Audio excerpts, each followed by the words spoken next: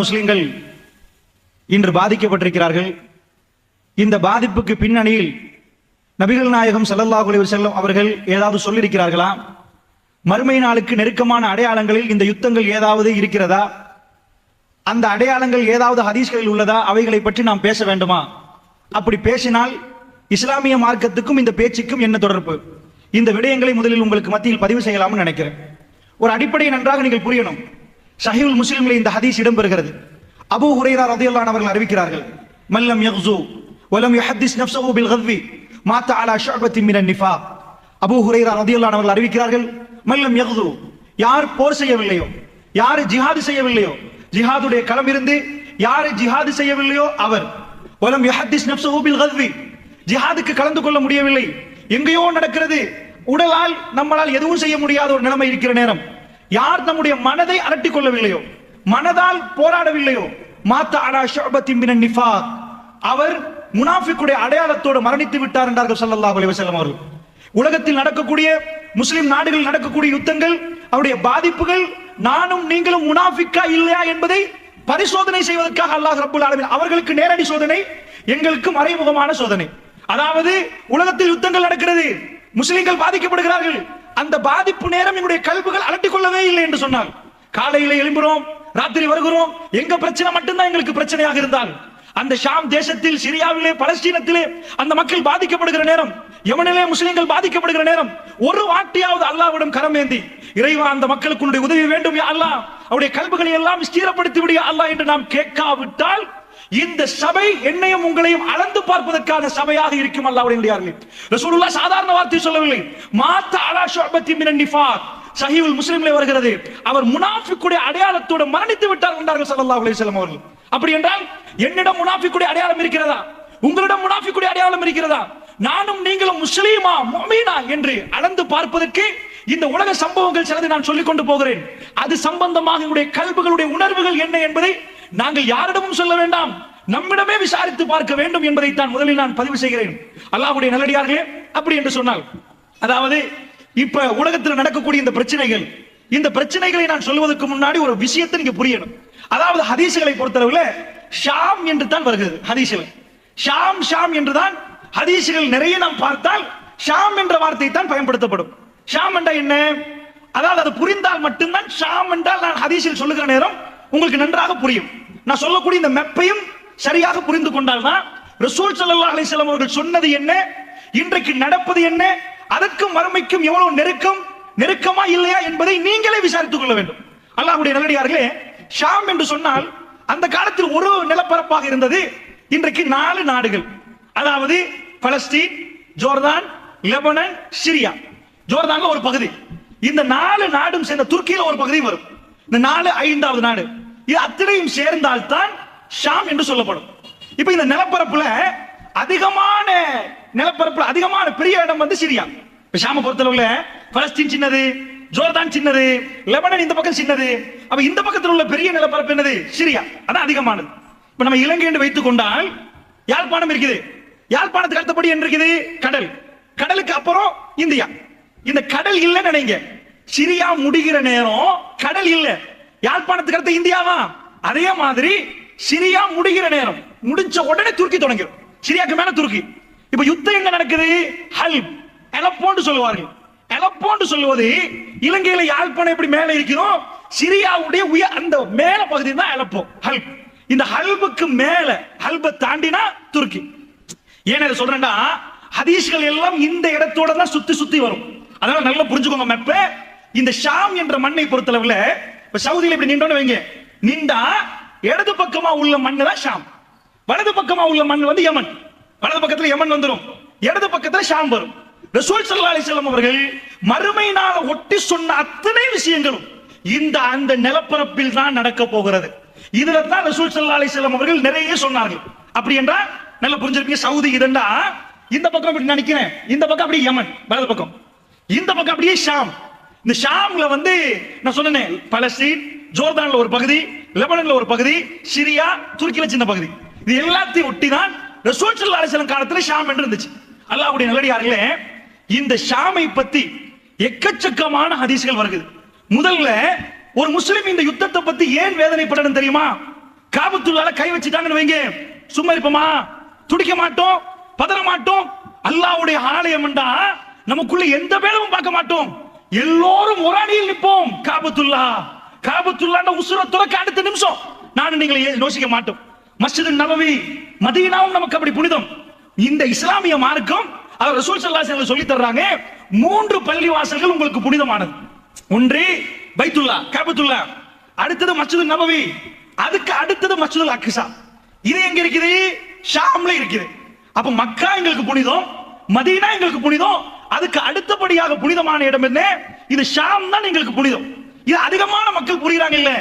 உலகத்துல என்ன நிலப்பரப்பு இருந்தாலும் மக்கா மதீனாவுக்கு அடுத்தபடியாக இந்த ஷாம் என்பது எங்க கல்வியில் அப்படி இடம் பெற வேண்டிய இடம். இந்த 3 ரசூலுல்லாஹ் சொல்றாங்க. அப்ப ஷாம் என்று சொன்னா நிறைய பேர் கவலை வர்றது இல்ல. ஏன் வரலண்டா மக்காண்டா வருகுது, மக்கா எங்களே மதீனாடா வருகுது. மக்கா மதீனாவோட வர்றதுதான் இந்த ஷாம். ரசூல் ஸல்லல்லாஹு அலைஹி வஸல்லம் அவர்கள் அதிகமாக சிலாகித்து சொன்னாங்க. சஹாபாக்கள் உட்கார வச்சு பேசுறாங்க, அல்லாஹ் ஷாமுக்கு அல்லாஹ் செய்த அருள், அல்லாஹ் செய்த பரக்கத்துன்றாங்க. சஹாபாக்கள் கேட்டாங்க, யார சொல்லலாம், ஏன் யார சொல்ல அப்படி சொல்றீங்க, ஷாம பார்த்து ஏன் அப்படி பண்றீங்க? அல்லாஹ்வுடைய தூதர் ஸல்லல்லாஹு அலைஹி வஸல்லம் சொன்னாங்க, நான் கண்களால் அல்லாஹ் ரப்புல் ஆலமீன் எனக்கு காட்டுகிறான். என்ன காட்டுகிறான் தெரியுமா? ஷாமுடைய நிலப்பரப்பில் மலக்குமார்கள் தன்னுடைய ரெக்கைகளை தாழ்த்தி கொண்டிருக்கிறார்கள். அல்லாஹ் அருள் செய்த பூமி என்றார்கள் ரசூல் ஸல்லல்லாஹு அலைஹி வஸல்லம் அவர்கள். அப்படிப்பட்ட பூமி அல்லாஹ் ரப்புல் ஆலமீன் திருக்குர்ஆனில் குர்ஆன்ல சொல்றான். ஒரு நாள் ராத்திரி ரசூல் ஸல்லல்லாஹு அலைஹி வஸல்லம் அவர்களை மஸ்ஜிதுல் ஹராம்ல இருந்து காபத்துல்லாஹ்ல இருந்து எங்க கொண்டு போறான்? அக்ஸா பள்ளிவாசலுக்கு கொண்டு போய் அக்ஸாவுல இருந்து மேராஜ் பயணம் கொண்டு போறான்ல. இதுக்கு இஸ்லாண்டுவோம். அதுக்கு மேல போறது மேராஜ். இந்த உலகத்துக்குள்ளேயே பைத்துல் ஹராத்துல இருந்து மஸ்ஜிதுல் ஹராம்ல இருந்து அக்ஸா வரைக்கும் போனா அதுக்கு பேர் இஸ்லாம். அதுக்கு மேல போறது மேராஜ். அல்லாஹ் எப்படி சொல்றான் தெரியுமா? சுப்ஹானல்லஸி அஸ்ரா பி அப்திஹி லைலம் மினல் மஸ்ஜிதில் ஹராம் இலல் மஸ்ஜிதில் அக்ஸா அல்லதி பாரக்னா ஹவ்லஹு. அல்லாஹ் ரப்பல் ஆலமீன் சொல்றான், தன்னுடைய அடியான் முஹம்மது ஸல்லல்லாஹு அலைஹி வஸல்லம் அவர்களை மஸ்ஜிதுல் ஹராம்ல இருந்து மஸ்ஜிதுல் அக்ஸா வரைக்கும் கொண்டு போனானே, அவன் பரிசுத்தமானவன் சொல்லி நிப்பாட்டினா பிரச்சனை இல்ல. என்ன சொல்றான் தெரியுமா? பாரக்னா லா ஹவ்லஹு, அதை சுத்தி நாம் என்ன பண்ணிருக்கிறோம்? பரக்கத்து செய்திருக்கிறோம் என்று அல்லாஹ் ரப்பல் ஆலமீன் சொல்றானே. பரக்கத்து செய்யப்பட்ட பூமி ஷாம். திருக்குர்ஆனில் நேரடியா வருகிறது. ஷாம் என்று சொன்னா அது பரக்கத்து செய்யப்பட்ட மண். அமெரிக்காக்கு அப்படி வரல, ரஷ்யாவுக்கு அப்படி வரல, ஷாமுக்கு பரக்கத்து செய்யப்பட்டு திருக்குர்ஆனில் நாம நெடிய பார்க்கலாம். நபிகள் நாயகம் ஸல்லல்லாஹு அலைஹி வஸல்லம் அவர்கள் ஒரு நாள் சொல்றாங்க, என்ன சொன்னாங்க தெரியுமா? ஷாம பார்த்து, அல்லாஹும்ம பாரிக் லனா ஃபீ ஷாமினா, யா அல்லாஹ் எங்களுடைய ஷாமுக்கு பரக்கத்து செய்வாயாக. ரசூல் ஸல்லல்லாஹு அலைஹி வஸல்லம் சொல்ற நேரம் ஷாம் எங்க கையில இல்ல, கிறிஸ்தவர் கையில. அல்லாஹ்வுடைய தூதர் என்ன பண்றாங்க தெரியுமா? அல்லாஹும்ம பாரிக் லனா ஃபீ ஷாமினா. ஹதீஸ் நல்லா பாருங்க வாசகத்தை. யா அல்லாஹ் எங்களுடைய ஷாம்ல எங்களுக்கு பரக்கத்து செய்வாயாக. சஹாபாக்கள் என்னன்னா ரசூல் ஸல்லல்லாஹு அலைஹி வஸல்லம் காலத்துல ஷாம் எங்க கையில வரவே இல்ல, ஷாம் கிறிஸ்தவர்கள் கையில. அப்ப அல்லாஹ்வுடைய தூதர் சொன்னாங்க, ஷாம் கிடைக்க போகுதுன்னு அர்த்தம். அதோட யமன் வாசிகள் இருந்தாங்க. யார் சொல்லலாம்? எங்களுக்கு சொல்ல மாட்டீங்களா? எங்க ஊருக்கு கேட்க மாட்டீங்களா? அல்லாஹும்ம பாரிக் லனா ஃபீ ஷாமினா வ ஃபீ யமனினா. யா அல்லாஹ் எங்களுடைய ஷாமுக்கும் எங்களுடைய யமனுக்கும் யா அல்லாஹ் நீ பரக்கத்து செஞ்சிரியா அல்லாஹ். அதோட நஜித் வாசிகள் ஈராக் மக்கள் கேட்கிறாங்க. யார் சொல்லலாம்? எங்களுக்கு கொஞ்சம் ஈராக்குக்கு. அல்லாஹ்வுடைய தூதர் 3 வாட்டி சொன்னார்கள், அல்லாஹும்ம பாரிக் லனா ஃபீ ஷாமினா வ ஃபீ யமனினா. யா அல்லாஹ் எங்களுடைய ஷாமுக்கும் எங்களுடைய யமனுக்கும் பரக்கத்து செய்வாயாக யா அல்லாஹ். 3 வாட்டியும் ரசூல் ஸல்லல்லாஹு அலைஹி வஸல்லம் அவர்கள் நஜ்த் ஈராக்கை சொல்லவே இல்லை. எல்லாம் முடிஞ்ச பிறகு ஈராக் ஈரான் பிரதேசம், நஜ்த் பிரதேசம் எல்லாம் முடிஞ்ச பிறகு ரசூலுல்லாஹ் சொன்னாங்க, அது ஃபித்னாக்குரிய மண்ணு, கர்மு ஷைத்தான், ஷைத்தான் கொம்புகள் முளைக்கிற இடம், அது பூமி குலுக்க வர்ற இடம், அதுக்கு துஆ செய்ய இயலாதுன்றாங்க ரசூல் ஸல்லல்லாஹு அலைஹி வஸல்லம். அல்லாஹ்வுடைய நல்லடியார்களே, பெருமானார் ரொம்ப ரொம்ப ரொம்ப விரும்பின இடம் ஷாம். ஒரு நாள் ரசூல் ஸல்லல்லாஹு அலைஹி வஸல்லம் ஒரு காலம் வரும், ஒரு யுத்தம் நடக்கும். அந்த யுத்தம் 3 இடங்களில் நடக்கும் என்றாங்க.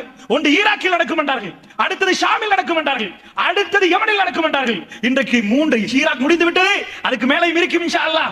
ஷாமில் நடக்கிறது, யமனில் நடக்கிறது. சஹாபாக்கள் ஒருவர் கேட்டார், யார சொல்லலாம், அந்த நேரத்தில் எந்த சபைக்கு எந்த படைக்கு நான் போக வேண்டும் யார சொல்லலாம்? அல்லாஹ்வுடைய தூதர் என்ன சொன்னார்கள் தெரியுமா? ஷாமுடைய படைக்கு போன்றார்கள். யார சொல்லலாம்? ஷாமுடைய படைக்கு நான் தவறிவிட்டேன் என்றால் எந்த படைக்கு யார சொல்லலாம் நான் போக வேண்டும்? யமனுடைய படைக்கு போன்றார்கள் ரசூல் ஸல்லல்லாஹு அலைஹி வஸல்லம். அல்லாஹ்வுடைய தூதர் விரும்பியது ஷாம், இல்லாவிட்டால் யமன். ஈராக்கை பற்றி ரசூல் ஸல்லல்லாஹு அலைஹி வஸல்லம் அவர்கள் பேசவில்லை. அல்லாஹ்வுடைய நல்லடியார்களே, அப்படி என்றால் ஷாம் ரசூலுல்லாஹ்வுடைய நாவினால் பரக்கத்து செய்ய யா அல்லாஹ் இந்த ஷாமுக்கு பரக்கத்து செய்து விடு என்று கேட்டார்கள். யா அல்லாஹ் இந்த யமனுக்கு பரக்கத்து செய்து விடு என்று கேட்டார்கள். சுப்ஹானல்லாஹ். ஷாமுக்கு செய்யப்பட்ட பரக்கத்து, நபிமார்களுடைய வருகை, இமாம்களுடைய புத்தகங்கள் எழுதப்பட்ட எக்கச்சக்கமான இமாம்கள் எல்லோரும் ஷாம். பேர் குறிப்பிட்டு இன்றைக்கு நான் சொல்லக்கூடிய எல்லா ஹதீஸும் ஷேக் அல்பானி அவர்களால் சஹியாக்கப்பட்ட ஹதீஸ் தான் சொல்ல போகிறேன். இந்த ஷேக் அல்பானி அவர்கள் பிரச்சாரம் செய்த மண்ணு ஷாமுடைய மண்ணு. ஷேகுல் இஸ்லாம் இமாம் இப்னு தைமிய்யா ரஹ்மத்துல்லாஹி அலைஹி எக்கச்சக்கமான ஃபத்தாவா இப்னு தைமிய்யா மட்டும் மஜ்மூ ஃபத்தாவா மட்டும் 24 ஒலிங்களோடும் அப்படி கிதாபுகள் எழுதி வைத்திருக்கிறார். இங்க தொடங்கினா கிதாப் அங்க முடியும். அப்படி எழுதின அவருடைய வீர பிரச்சாரம் நடந்தது ஷாமில். அல்லாஹ்வுடைய நல்லடியார்களே, இமாம் நவவி அவர்கள் பிரச்சாரத்தை முடக்கிவிட்ட இடம் ஷாம். அல்லாஹ்வுடைய நல்லடியார்களே, ஹஜ்ருல் அஸ்கலானி ரஹ்மத்துல்லாஹி அலைஹி அவர் பிரச்சாரம் செய்த இடம் ஷாம். நான் என்ன உங்களுக்கு சொல்ல வர்றேன், பெரும் பெரும் இமாம்கள் என்று யாருடைய பேரை நீங்கள் எடுத்துக்கொண்டாலும் அவர்கள் பிரச்சாரம் செய்த பரக்கத்து பொருந்திய இடம் ஷாம். அல்லாஹ்வுடைய நல்லடியார்களே, ஷாமை ரசூலுல்லாஹ் சிலாஹித்து சொன்னார்கள். ஷாமுக்கு நிறைய பரக்கத்தை வேண்டி ரசூல் ஸல்லல்லாஹு அலைஹி வஸல்லம் அவர்கள் பிரார்த்தனை செய்தார்கள். அந்த ஷாமை பற்றி இப்படி எல்லாம் சொன்ன ரசூலுல்லாஹ், சிலாஹித்து சொன்ன ரசூலுல்லாஹ் விரலை நீட்டி சொன்னார்கள், இதுதான் கடைசி நாளைக்குரிய அடையாளம் என்றே சொன்னார்கள். அர்துல் மஹ்ஷர் என்றார்கள். மஹ்ஷருடைய பூமி ஷாம், அர்துல் மஹ்ஷர் என்றார்கள். இந்த ஷாம் இருக்கிறதே இது மஹ்ஷருடைய மண் என்றார்கள் ரசூல் ஸல்லல்லாஹு அலைஹி வஸல்லம் அவர்கள். மஹ்ஷருடைய மண் என்றால் மஹ்ஷர் மைதானம் நினைச்சிட கூடாது. மறுமை நாள் நடக்கிற நேரம் நெருப்புகள் எடுக்குமா, இந்த பக்கம் அந்த பக்கம் எல்லா பக்கமும் நெருப்பு எடுக்கும். அந்த நெருப்பு மக்களை தள்ளிட்டே வரும். மக்கள் எல்லோரும் மறுமை நாளுக்கு நெருங்குற நேரம் ஒன்று சேருகிற இடம் ஷாம் என்றார்கள் ரசூல் ஸல்லல்லாஹு அலைஹி வஸல்லம். அப்படி என்று சொன்னால் இப்பொழுது நாம் ஷாமில் இருந்தே வருவோம். அந்த ஷாமை பற்றி ரசூலுல்லாஹ் சொன்னதும் இன்றைக்கு நடக்கக்கூடிய யுத்தத்துக்கும் என்ன முடிச்சு போடலாம், இது என்ன யுத்தம் என்பதை நீங்கள் பார்க்கலாம். அல்லாஹ்வுடைய நல்லடியார்களே, நபிகள் நாயகம் ஸல்லல்லாஹு அலைஹி வஸல்லம் அவர்கள் இந்த ஷாமை சிலாகித்து சொன்னதெல்லாம் ஒரு பக்கம் வைப்போம். அதிலே எக்கச்சக்கமான பரக்கத்துகளை நாங்கள் பார்த்து விட்டோம். அந்த மண்ணிலே ஒரு பிரச்சனை என்றால் ஒவ்வொரு மூமினுடைய கல்வியிலும் வேதனை உருவாக வேண்டும் என்ற சிந்தனை உங்களுக்கு மத்தியில் வைத்து விட்டேன். ரசூல் ஸல்லல்லாஹு அலைஹி வஸல்லம் அவர்கள் ஷாம் கிடைக்க முன்னாடி இந்த துஆவை செய்தார்கள். அல்லாஹ் மீது ஆணையாக ரசூலுல்லாஹ் மௌத்தாகி 4 வருடங்களுக்கு பிறகு தான் ஷாம் எங்கள் கையிலே கிடைக்கிறது. ரசூலுல்லாஹ் கேட்ட துஆ என்ன? அல்லாஹும்ம பாரிக் லனா ஃபீ ஷாமினா, யா அல்லாஹ் எங்களுடைய ஷாமுக்கு எங்களுக்கு பரக்கத்து செய்வாயாக என்று கேட்டார்கள். கேட்கிற நேரம் ஷாம் யாருடைய கையிலே? ரோமர்களுடைய கையிலே, கிறிஸ்தவர்களுடைய கையிலே. ரசூலுல்லாஹ் மௌத்தாகி அபூ உபைதா இப்னுல் ஜர்ராஹ் ரலியல்லாஹு அன்ஹு அவர்கள் 4 ஆண்டுகள் ஹிஜ்ரி 15ஆம் ஆண்டு உமர் பின் கத்தாப் ரலியல்லாஹு அன்ஹு காலத்தில் அவர்தான் ஷாமை கைப்பற்றிக் கொண்டு வருகிறார். ரசூலுல்லாஹ் ஒரு நாள் சொன்னார்கள், அஹ்ஸாப் போர், அதாவது கந்தக் என்ற ஒரு யுத்தம் நடந்தது. இந்த யுத்தத்தை பொறுத்தளவில் எல்லாரும் பத்ர் தெரிஞ்சு வச்சிருப்பாங்க. பத்ருக்கு பிறகு உஹது யுத்தம் நடந்துச்சு. இதே மாதிரி அடுத்த யுத்தம் அஹ்ஸாப் யுத்தம், கந்தக் யுத்தம், அகல் யுத்தம். இந்த யுத்தத்தை மாதிரி இந்த உம்மத்திலே அதிபயங்கரமான யுத்தத்தை நீங்க பார்க்கவே இல்லை. இதுதான் ஃபைனல் வார் என்று சொல்ற மாதிரி யுத்தம். அவ்வளவு அற்புதம், அதிபயங்கரமான ஒரு யுத்தம். ஏனென்றா பத்ர்ல 300, அவங்க 1000. டிஃபரண்ட் எவ்வளவு? 700 பேர். இங்க 300, அவங்க 1000 ஆச்சா? 700 தான் டிஃபரண்ட். அந்த டிஃபரண்ட்ல அல்லாஹ் வெற்றியை கொடுத்தானா? உஹது பிரச்சனை இல்ல. அஹ்ஸாப பொறுத்தளவுல எல்லோ இப்ப ரியாத் என்றமே அதுக்கு நஜ்த் சொல்லுவாங்க. அந்த டைம்ல இந்த பகுதி எல்லாம் காஃபிர், எல்லாரும் ஒன்று சேர்றாங்க. எதுக்கு தெரியுமா? மதீனாவை சுத்தி வளைச்சு அவ்வளவு பேரை கொண்டு போட்டுரும். இதான் ஃபைனல் டிசிஷன். வர்றார்கள் எல்லோரும் படையெடுத்துக் கொண்டு கிட்டத்தட்ட 10,000 பேர். மதீனா பாப்புலேஷனை எல்லாத்தையும் சேர்த்தாலும் 3000 வராது. இப்ப எவ்வளவு டிஃபரண்ட்? 7000 பேர் டிஃபரண்ட். 10,000 வர்றான், 3000 பேர் இருக்கிற ரசூலுல்லாஹ் தாடியை பிடிச்சிட்டாங்க. மெசேஜ் வந்துரும். அப்படியே யோசிச்சுட்டு இருக்கிற நேரம் சல்மான் அல் ஃபாரிஸ் வர்றார். யார சொல்லலாம், கவலைப்படாதீங்க அல்லாஹ் இருக்கிறான். இங்க பாரசீகத்துல, பாரசீகம் என்ன ஒரு பெரிய சாம்ராஜ்யம். இன்றைக்கு அமெரிக்கா அதனுடைய டொனால்ட் ட்ரம்புடைய பதவியேற்ப உலகமே பேசுது என்றால் இதே மாதிரி பாரசீகம் என்பது இன்றைக்கு அமெரிக்கா மாதிரி. பாரசீக சாம்ராஜ்யம், எம்பையர் ஆஃப் பெர்ஷியா, பெர்ஷியாவுடைய சாம்ராஜ்யத்து பாரசீகத்துக்கு வந்தவர் அவரு சல்மான் அல் ஃபாரிஸ். யார சொல்ல, எங்க ஊர்ல என்ன செய்வாங்க தெரியுமா? இந்த மாதிரி படையெடுத்து வந்தா குழி தோண்டிடுவோம். அப்ப வந்து எதிரி கீழே விழுந்துருவானா? குடியில விழுந்து தானே நம்மகிட்ட வரணும். உழுகுற நேரம் சரம் மாறியா பார்த்துக்கொள்வோம். செஞ்சிருவோமா? யார சொல்லலாம். மதீனாவில் பட்டினி நிலவுறது. ரசூலுல்லாஹ் முடிவெடுக்கிறாங்க, சல்மான் அல் ஃபாரிஸ் சொன்னதை செய்வோம் என்றாங்க. எல்லோரும் குழியை தோண்டுங்கன்றாங்க. கிட்டத்தட்ட 1500 பேர் கிளம்புறார்கள். உள்ள அவ்வளவு ஆம்பளைகள், சாப்பிடுறதுக்கு வழி இல்ல, வயிற்றுல கல்லு தொங்குது. மதீனாவில் இந்த பக்கம் பெரிய மலை தொடர், அங்கெல்லாம் குழி தோண்ட தேவையில்ல. இந்த பக்கம் மலை தொடர், அதுக்கு பிரச்சனை இல்ல. பின்னாடி பனு குறைலா யகூதிகள், அவங்கள கூட பேச்சுவார்த்தை நடத்தி இங்கால விட்டுறாதப்பா. 3 ஏரியா கவர் பண்ணியாச்சு. பெரிய ஒரு ஏரியா இருக்கு. இப்ப போனா உங்களுக்கு வழங்கும். இதான் நெடுஞ்சாலையே பெருக்கும். இப்ப போனா தெரியாது. மதீனாவுடைய ஓபன் ஸ்பேஸ். இந்த ஸ்பேஸால தான் எல்லாரும் வந்துடலாம். குழியை தோண்டுவோன்னு முடிவு செய்யறாங்க. முடிவு செஞ்சா பட்டினி நிலவுது. எல்லாரும் தோன்றாங்க. ஒரு ஆச்சரியம் நடக்குது. குழியை தோண்டிட்டு போற நேரம் ஒரு கல்லு குறுக்க வருது. உடைக்க பாக்குறாங்க, உடையுது இல்ல. அட்டிக்கிறாங்க, உடையுது இல்ல. மசூரா கேட்கறாங்க. ரசூலுல்லாஹ் போய் மசூரா கேட்போம். இந்த கல்லு நிக்குது, எல்லாத்தையும் தோண்டிட்டு போறோம், கான் மாதிரி தோன்றாங்க, இது மட்டும் நடுவுல நிக்குதேப்பா, என்னன்னு கேட்டுருவோம். மசூரா கேட்கிற நேரம் ரசூல் ஸல்லல்லாஹு அலைஹி வஸல்லம் வர்றாங்க. வந்து குழியை தோண்டுவதற்கு அந்த குழிய கல்லு குறுக்கடிக்கிற கல்ல உடைக்க வந்தா அல்லாஹ்வுடைய தூதர் எப்படி உடைச்சாங்க தெரியுமா? பார்த்துட்டாங்க. உடைய இல்லையா? அல்லாஹ் அறிவிச்சு கொடுத்துருப்பான் போல. எடுத்து கையில பிஸ்மில்லான்றாங்க. பிஸ்மில்லான்னு ஒரு அடி, கல்லு சுக்குனோர் கல்லு உடையுது. அல்லாஹ் அக்பர்ன்றாங்க ரசூலுல்லாஹ். இதுதான் ஷாமுடைய வாசல் திறக்கிற நேரம். இந்த யுத்தம் வரைக்கும் எப்படி வரைபடத்தை கீத்துறாங்கன்னு பாருங்க. இன்னும் ஷாம் கையில கிடைக்கல. ஒரு அடி அடிச்சு ஒட்டஞ்ச உடனே சொல்ல அல்லாஹ் அக்பர், அல்லாஹ் அக்பர், அல்லாஹ் பெரியவன். வயித்துல கல்லு தொங்குது. மக்கள் பட்டியலில் இருக்கிறாங்க. ரசூலுல்லாஹ் என்ன பண்றாங்கடா, மக்களை பார்த்து என்ன சொன்னார்கள் தெரியுமா? அல்லாஹ் ரப்புல் ஆலமீன் ஷாமுடைய செந்நிறை கோட்டைகளை எனக்கு காட்டுகிறான். அல்லாஹ் ஷாமை என் கையில் தருகிறான், என்னுடைய உம்மத்தின் கையில் கொடுக்கிறான் என்றார்கள் ரசூல் ஸல்லல்லாஹு அலைஹி வஸல்லம். கல்லில் இன்னொரு பகுதி மீதமா இருக்குது. அப்படியே பிஸ்மில்லாஹ் அறுத்தாட்டி கல்லு உடையுது. அல்லாஹ் அக்பர்ன்றாங்க. வயித்துல கல்லு தொங்குது. 10,000 பேர் வெளியே நிக்கிறான். 3,000 பேரை காலி பண்ணிடுவான். இதுக்கு அங்கால மதீனாவுல வாழலாமா வாழ முடியாதா என்ற கேள்வி இருக்கிற நேரம் பெருமானார் என்ன பேசுறாங்க தெரியுமா? கல்லு உடையுது. யாராலும் உடைக்க முடியாத கல்லு.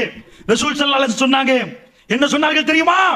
பாரசீக கோட்டை, வெள்ளை மாளிகை, பைத்துல் அபியல், பாரசீக மன்னனுடைய வெள்ளை மாளிகை, ஒயிட் பேலஸ், அதை அல்லாஹ் ரப்புல் ஆலமீன் எனக்கு காட்டுகிறான்.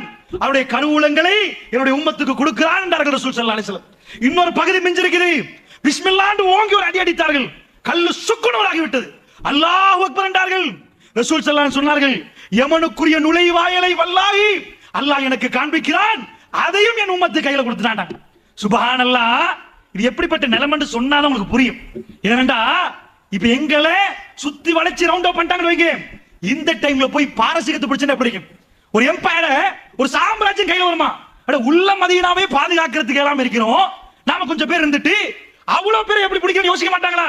இறை தூதரா இருந்தா மட்டும்தான் இதை பேசலாம், இல்லன்னா பேச இயலாது. யாரு கையில இருக்குது? ஒரு சின்ன ஆள் கையில இருக்குது. சக்கரவர்த்தி கையில இருக்குது. சாம்ராஜ்யத்தின் பெரும் தலைவர், அவங்க கையில இருந்து சாம்ராஜ்யமே வந்துருமா? அதுக்கு மேல இல்லையா? பாரசீக சாம்ராஜ்யம் உடைஞ்சு போயிருமா? எத்தனை நாடுகள் சுப்ஹானல்லாஹ். கொஞ்ச நெஞ்ச நாடா? பாரசீகம் என்பது இத்தாலியை தலைநகரமாக கொண்ட, ஈராக்கு, ஈரான், பாரசீகம் ஈரான தலைநகரமாக கொண்ட பெரிய நிலப்பரப்பு. ரோமபுரி என்ன இத்தாலிய தலைநகரமாக கொண்ட பெரிய நிலப்பரப்பு. இதெல்லாம் நம்ம கையில வந்துரும்ன்றாங்க ரசூலுல்லாஹ். சுப்ஹானல்லாஹ். எப்படி நேரம் என்று சொன்னா உங்களுக்கு வணங்கு கையில வர்றதுக்கு.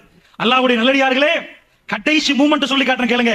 அஹ்ஸாப் போர் மாதிரி சஹாபாக்கள் வந்து அவ்வளவு நொந்து போன ஒரு யுத்தம் இல்ல. இரவாகிறது, போருக்கு வந்து விட்டார்கள். மதீனாவுல கொஸ்டின் மார்க் நிலவுது. 10,000 பேர் குளிக்கு அங்கால நிக்கிறான். 3,000 பேர் இங்க இருக்கிறாங்க. குடும்பம் சகிதம் வந்து பாஞ்சா முடிஞ்சு போச்சு கதை. பத்ர் மாதிரியே 10 மடங்கு என்லார்ஜ் பண்ணி பாருங்க. 300, 3,000, 1000, 10,000 மாதிரி இருக்குது. ரசூலுல்லாஹ் எழும்புறாங்க. சுப்ஹானல்லாஹ். ஆச்சரியமான ஒரு வரலாறு சஹீஹ் முஸ்லிம்ல வருகிறது. எந்த அளவுக்கு அல்லாஹ் ரப்புல் ஆலமீன் எப்படி விரட்டான் பாருங்க. நீங்க சூரா அஹ்ஸாப பிரட்டி பார்த்து உங்களுக்கு வழங்கும். பெருமானார் எழும்பி கேட்கிறாங்க, மக்களே என்ன அறிவிச்சாங்க தெரியுமா? அடுத்த பக்கம் குழியை தாண்டி அடுத்த பக்கமா நிக்கிறாங்க படை தலைவர் அபூ சுஃபியான். அங்க போய் அவங்க என்ன மஷூரா பண்றாங்கன்னு யாராவது என்கிட்ட கேட்டு சொல்லுவீர்களா? என்ன பரிசு தெரியுமா அவர்களுக்கு? சாதாரண பரிசு அறிவிக்கல. என்னோடு சுவர்க்கத்தில் இப்படி இருக்கலாம், நானும் அவர் சுவர்க்கத்தில் அப்படி நிற்போம். ஒன்று இந்த குழியை தாண்டி போய் அதுக்கு அங்கால இருக்கிறார்களே, அவங்க என்ன மஷூரா பண்றாங்கன்னு கேட்டு சொல்லிருங்க அப்படின்றாங்க. அல்லாஹ்வுக்கு வகை அறிவிச்சிடலாம். ஆனா அல்லாஹ் ஒரு பரிசு கொடுக்க போறான். புரிஞ்சு கொள்ளுங்கள் எப்படி ஷாம் கையில வருகுதுன்னு. அல்லாஹ் ரப்புல் ஆலமீன் ஒரு பரிசு கொடுக்க போறான் அஹ்ஸாப் யுத்தத்துல. ரசூலுல்லாஹ் சொல்லிட்டாங்களா? ஒரு நாள் சுப்ஹானல்லாஹ் சஹாபாக்கள் கேட்பாங்க, யார சொல்லலாம், சொர்க்கத்துல எனக்கு இடம் இருக்குதா? அப்படி பண்ணட்டுமா, இப்படி பண்ணட்டுமா? சுப்ஹானல்லாஹ் நினைச்சு பாருங்க. ஒரு ஆள் சஹீஹ் முஸ்லிம்ல உள்ள ஹதீஸ், ஒரு ஆள் எழும்பல. அவ்வளவு மௌனம். ஏன் தெரியுமா? அப்படிப்பட்ட கூதல். அந்த கூதலை வர்ணிக்கல. அல்லாஹ் குர்ஆன்ல சொல்றான். நாங்க எதுக்கு அந்த கூதல் அனுப்பி பண்றான் மைனஸ் ஆயிருக்கு நினைக்கிறேன். எழும்பேற நட்டுங்க அப்படி நிக்கிறார்கள். எல்லாம் போத்திட்டு சுப்ஹானல்லாஹ். இறை தூதர் மட்டும் ஆச்சரியமா எழும்பி பேசுறார். அல்லாஹ் அவருக்கு கொடுத்தாரு. நட்டுங்க நிக்கிற நேரம் இரண்டாவது தடவை ரசூலுல்லாஹ் கேக்குறாங்க, மக்களே அங்க போய் நாளைக்கு யுத்தம் ஆரம்பிக்க போகுது, அங்க போய் அவங்க என்ன பேசுறாங்கன்னு எனக்கு கேட்டு சொல்லி தர்றதுக்கு யாராவது உண்டா? அல்லாஹ் அறிவிக்கிறான், சொர்க்கத்துல நானும் அவர் இப்படி நிற்போம், என்னோட சொர்க்கத்துல இருக்கலாம் என்றாங்க. யாருமே சப்பன் அமைதி அடிக்குது. கடுமையான இருட்டு, கட்டும் காத்து வீசுகிறது. கூதல் தாங்க முடியல. 3வது வாட்டி சொல்லிட்டாங்களா, இஸ்லாமிய வரலாறுலேயே இது பார்க்க இயலாது. இஸ்லாமிய வரலாறுல பத்ர் யுத்தத்தில் எழும்பி யார சொல்லலாம்? என்ன சொன்னார்கள்? நீங்க பாய சொன்னா நாங்க பாய்வை யார சொல்லலாம்? அப்படி பேசினவர்கள் இருக்கிறார்கள். ஏன் பேச்சு வருவதில்லை தெரியுமா? ஏலா அந்த கூதல் நடக்க விடுவதில்லை. அங்கிருந்து எப்படி போறது? அப்படி கூதல். சுபஹானல்லாஹ். ரசூலுல்லாஹ் மூணாவது தடவை சொல்லிட்டு முகம் மலர்ந்து ரசூலுல்லாஹ் என்ன சொன்னார்கள் தெரியுமா? கும்யா உதைஃபா, உதைஃபா எலும்புங்கள் என்றார்கள் ரசூலுல்லாஹ். கும்யா உதைஃபா, உதைஃபா எலும்புங்க. அவர் சொன்னார் வல்லதி நஃப்ஸி பியதி, எவன் கரத்தில் என்னுடைய ஆன்மா இருக்கிறது அவன் மீது ஆணையாக, ரசூலுல்லாஹ் மட்டும் எனக்கு எலும்புங்கள் என்று சொல்லாவிட்டால் நான் எலும்பியே இருக்க மாட்டேன். எனக்கு எலும்புங்கள் என்று ரசூலுல்லாஹ் சொன்னார்கள். நான் எலும்பி நின்றேன். உதைஃபா நீங்கள் போய் எனக்கு சொல்லுங்கள். சுபஹானல்லாஹ். எப்படி சொல்லுவது? அந்த கூதலை எப்படி சொல்றது? அவர் சொன்னார் வல்லாஹி, நான் அப்படியே ரசூலுல்லாஹ் சொன்னதுக்காக வேண்டி போனேன். போகிற நேரம் ரசூலுல்லாஹ் நிப்பாட்டினார்கள். உதைஃபா நீங்கள் போய் அவர்களை என் பக்கம் திசை திருப்பி விடாதீங்க. போய் ஏதாவது உண்டாக்கி அவ்வளவு பேரை எங்கள் பக்கம் அனுப்பி விடாதீங்க. உதைஃபா போங்கன்றாங்க ரசூலுல்லாஹ். அவர் போய் சுபஹானல்லாஹ் எங்க போறார்? அப்படியே போய் ஒரு நெருப்பு பத்த வைக்கப்பட்ட இடத்துல உட்கார்றார். உட்கார்ந்தா முதுகு தெரியுது. யாருடைய முதுகு? அந்த படையின் தளபதி அபூ சுஃபியானுடைய முதுகு. எடுக்கிறார், கையில அம்பை எடுத்து குத்தி சாடிப்போம் என்று அனுப்புவோம் என்று நினைக்கிறார். உடனே ரசூலுல்லாஹ் சொன்ன செய்தி ஞாபகம் வருது. உதைஃபா அவர்களை குழப்பி விடாத உதைஃபா என்றார்கள் ரசூலுல்லாஹ். உடனே என்ன பண்ணிட்டார்? அப்படியே போட்டு விட்டார். வேண்டாம், பேசுவதை எல்லாம் கேட்டுவிட்டு திரும்பி வந்தார்கள். எல்லா சஹாபாக்களும் அமர்ந்திருக்கிறார்கள். அப்படிப்பட்ட ஃபைனல் வார், அதி பயங்கரமான ஒரு நேரம். உதைஃபத்துல் யமான் ரலியல்லாஹு அன்ஹு அவர்கள் வருகிற நேரம். ரசூலுல்லாஹ் கூப்பிட்டு விட்டு உதைஃபா என்னப்பான்னு கேட்டார்கள். யார சொல்லலாம்? அவர்கள் போக போறார்கள். யார சொல்லலாம்? இந்த கூதல் அவர்களால் தாங்க முடியவில்லை. அவர்கள் சாக போறார்கள். யார சொல்லலாம்? முடிவை என் காதிலே அல்லாஹ் எட்ட வைத்து விட்டான். அவர்கள் போக போறார்கள். யார சொல்லலாம்? உதைஃபத்துல் யமான் ரலியல்லாஹு அன்ஹு சொல்ற நேரம் என்ன சொன்னார்கள் தெரியுமா? நான் அப்படியே கதையை சொல்லி முடித்து விட்டேன். என்னெல்லாம் பேசினார்களோ அத்தனையும் சொல்லிவிட்டேன். அல்லாஹ் மீது ஆணையாக ரசூலுல்லாஹ் என்னை எழும்புங்கள் என்று சொன்னார். கும்யா உதைஃபா. நான் எழும்புற நேரம் அப்படி கூதலாக இருந்தது. போங்கள் என்றார்கள். வல்லாஹி ஒரு சூடு காத்து வீசினால் அதில் எப்படி இருக்குமோ இந்த கூதல் அப்படியே இல்லாமல் சூடு காத்தில் பறந்து போற மாதிரி இருந்தது. நான் அப்படி எனக்கு எந்த வேதனையும் இருக்கவில்லை. எல்லாத்தையும் கேட்டுவிட்டு நான் திரும்பி ரசூலுல்லாஹ்விடம் வந்தேன். வந்து கதையெல்லாம் சொல்ற நேரம் எதுவுமே இருக்கவில்லை. எல்லாத்தையும் முடித்து விட்டேன். கூதல் மறுபடி என்னை பிடித்துக் கொண்டது. ரசூலுல்லாஹ் அவர் கம்பளியால் என்னை போத்தினார்கள். அவர்கள் தொழுதார்கள். நான் அப்படியே தூங்கி விட்டேன். காலையிலேயே சுபஹ் நேரத்தில் என்னை எழுப்பாட்டி தூக்கம் மூஞ்சு என்று செல்லமாக என்னை பேசி எலும்பு உதைஃபா என்று சொன்னார்கள். ஏன் தூக்கம் மூஞ்சு என்று பேசினார்கள்? ரசூலுல்லாஹ்வுடைய சுவர்க்கத்தின் பார்ட்னர், சுவர்க்கத்தின் தோழர். அல்லாஹ் ரப்பல் ஆலமீன் அதிபயங்கரமான நேரங்களிலும் முஸ்லிம் உம்மத்துக்கு கொடுத்த நற்செய்தி. அல்லாஹ்வுடைய நல்லடியார்களே, இந்த ரெண்டு செய்தியும் நன்றாக பார்த்துக் கொள்ளுங்கள். ஒன்று, மதீனா என்ன நிலவரம் என்று தெரியாது, குழியை தோண்டி கொண்டிருக்கிறார்கள். அல்லாஹ் ரப்பல் ஆலமீன் ஃபைனல் நேரத்தில் யுத்தம் செய்ய இயலாது, வந்தவர்களை திருப்ப அனுப்புவோம் என்று கடும் கூதலை அனுப்பி யுத்தத்தை முடித்து விட்டான். அல்லாஹ் முஸ்லிம்களுக்கு வெற்றி அல்லாஹ் கொடுத்து விட்டான். அந்த வெற்றி நேரம் ஒரு தோழரை சுவர்க்கவாசியாக அல்லாஹ் இந்த உம்மத்துக்கு அறிமுகப்படுத்தினான். இப்படி இந்த யுத்தத்திலே தான் ஷாம் கையிலே கிடைக்கும் என்றார்கள். இந்த நேரத்தில் யாரும் நம்ப மாட்டாங்க. வயிற்றுல கல்லு தொங்குற நேரம் ஷாம் கிடைக்குமாப்பா, பாரசீகம் கிடைக்குமான்னு கேட்பாங்க.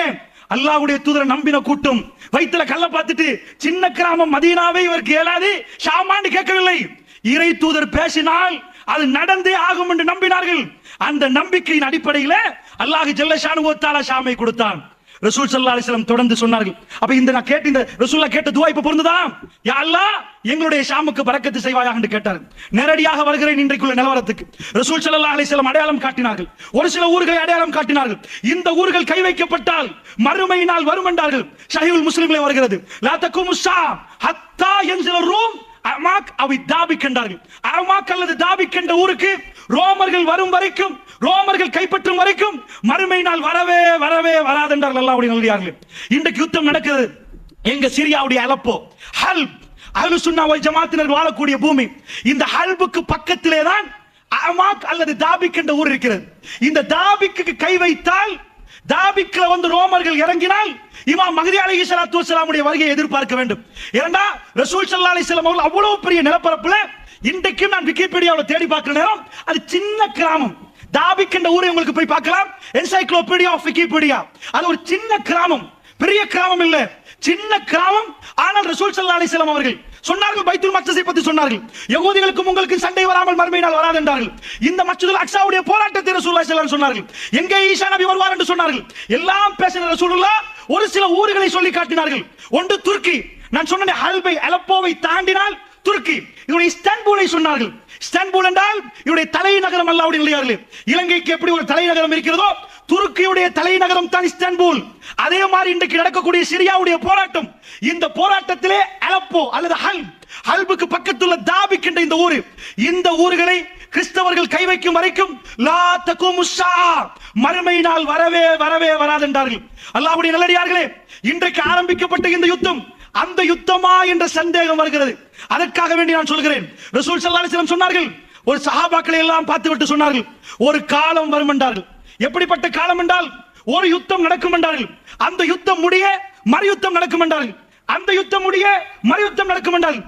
இப்படியே ஒரு யுத்தம் முடிய இன்னொரு யுத்தத்தை அந்த மக்களுக்கெல்லாம் வாக்களித்துக் கொண்டே இருப்பான் என்றார்கள். திடீரென்று ரசூல் ஸல்லல்லாஹு அலைஹி வஸல்லம் சொன்னார்கள், ஒரு இருட்டிலே, ஒரு இரவிலே, இருட்டு நேரம் அதிபயங்கரமான பிரச்சனையோடு தத்தளிப்பார்களே, அதை விட பயங்கரமாக அந்த மக்கள் தத்தளிப்பார்கள். உலகம் அவர்களை விட்டு கைவிரித்துக் கொள்வார்கள். ஆனால் யுத்தம் முடியவே முடியாது. மறுபடி ஒரு யுத்தம் வரும் என்றார்கள். இது வந்து கொண்டே இருக்கும் என்றார்கள். அங்கே ஜிஹாத் நடந்து கொண்டே இருக்கும் என்றார்கள். ஹத்தா, எது வரைக்கும் தெரியுமா? மறுமை நாள் வரும் வரைக்கும் நடக்கும் என்றார்கள் ரசூலுல்லாஹ். கடைசி நேரம் வரும் வரைக்கும் நடக்கும் என்றார்கள். திடீரென்று ரசூலுல்லாஹ் மௌனமாகி விட்டு சொன்னார்கள், அது எந்த பூமி தெரியுமா என்றார்கள். சஹாபாக்கள் பார்த்தார்கள். ரசூலுல்லாஹ் விரலை நீட்டினார்கள். ஷாம் என்றார்கள் ரசூலுல்லாஹ். எப்படி நீட்டினார்கள் தெரியுமா? ஷாம் என்று நீட்டி மடக்கவில்லை. சஹாபாக்கள் சொன்னார்கள், ரசூலுல்லாஹ் ஷாம் என்று நீட்டிக்கொண்டே இருந்தார்கள். எந்த அளவுக்கு நீட்டினார்கள் என்றால், ரசூலுல்லாஹ் களைப்பாகி விட்டார்கள், அவருடைய விரல் வலிக்கிறது என்று ஆகிற நிலைமை வரைக்கும் விரலை நீட்டிக்கொண்டு ஷாம் என்றார்கள். இங்கே யுத்தம் தொடங்கி விட்டால், இங்கே யுத்தம் ஆரம்பித்து விட்டால் அது முடியவே முடியாது. அந்த யுத்தத்துக்கு பிறகு மறு யுத்தம், மறு யுத்தத்துக்கு பிறகு மறு யுத்தம். மல் அமா என்றார்கள் ரசூலுல்லாஹ். மல் அமா யுத்தம் ஆரம்பித்து விட்டால் அது மறுமை நாளைக்குரிய அடையாளம் என்றார்கள் ரசூலுல்லாஹ். இன்றைக்கு ஆரம்பிக்கப்பட்ட யுத்தம் அந்த யுத்தமா? அல்லாஹ் அலம். அல்லாஹ்வுடைய நல்லடியார்களே, நான் சொல்லக்கூடிய ஹதீஸ்களை எல்லாம் வைத்து விட்டு நீங்கள் கடைசியில் முடிவெடுங்கள், இது அப்படிப்பட்ட யுத்தமா என்று முடிவெடுப்பதற்கு தான் இந்த தலைப்பு தரப்பட்டிருக்கிறது. அப்படி என்றால் ரசூல் ஸல்லல்லாஹு அலைஹி வஸல்லம் இன்னொரு செய்தி சொன்னார். இவைகள் எல்லாம் சஹீஹ் முஸ்லிமில் வரக்கூடிய செய்தி. அல்லாஹ்வுடைய தூதர் சொன்னார், ஒரு காலம் வரும் என்றார்கள். அந்த காலம் எப்படி இருக்கும் என்று தெரியுமா? ஈராக் அதனுடைய தீனாரை சொல்லிவிட்டு சொன்னார்கள், அது இப்ப இலங்கையிலே ரூபாய்கள், இலங்கையிலே ரூபாய், இதை தர மறுக்கும் என்றார்கள். ஈராக்கிலே ஈராக்குடைய பணத்தை ஈராக் தர மறுக்கும் என்றார்கள். அப்படின்னா என்ன அர்த்தம்? ஈராக் வறுமையாக இருக்கும், ஈராக்கிலே பொருளாதார தடை வரும், ஈராக்கிலே சல்லி பஞ்சம் வரும். அதைத்தான் ரசூலுல்லாஹ் சொன்னார்கள். ஈராக் சஹாபாக்கள் கேட்டார்கள், யா ரசூலல்லாஹ், யா ரசூலல்லாஹ், ஈராக் என்றால் யார் தெரியுமா? பாரசீக மன்னர்கள் வாழ்ந்த கோட்டைகள். அப்படிப்பட்ட இடம். மதீனாவுக்கு ஈராக்குக்கும் மலைக்கும் மடுக்கும் வித்தியாசம். அந்த ஈராக்குக்கு ஆமா வரும், அவர்களுக்கு பொருளாதார தடை வரும். யார்கிட்ட வரும்? யார் சொல்லலாம்? அந்நியர்கள்ட்ட இருந்து வர மாட்டாங்க, அந்நியர்கள்ட்ட இருந்து வர மாட்டார்கள். அப்படியா? அது வராம மறுமை நாள் வராதுன்றாங்க. அடுத்ததாக ரசூலுல்லாஹ் சொன்னாங்க, அடுத்தது சிரியாண்டாங்க. சிரியாவில் பொருளாதார தடை வர மாட்டாங்க, சிரியா தன்னுடைய பணத்தை தர மறுக்கும் என்றார்கள். அப்படி ஒரு காலம் வந்தா, சிரியாவுக்கு பொருளாதார சிக்கல் வந்தா அது மறுமை நாளை கிடையாது மாட்டாங்க. அதுக்கு பிறகு யார்கிட்ட வரும்? யார் சொல்லலாம்? ரோமர்கள்ட்ட இருந்து வர மாட்டாங்க, கிறிஸ்தவர்கள்ட்ட இருந்து வர மாட்டாங்க. அப்படியா?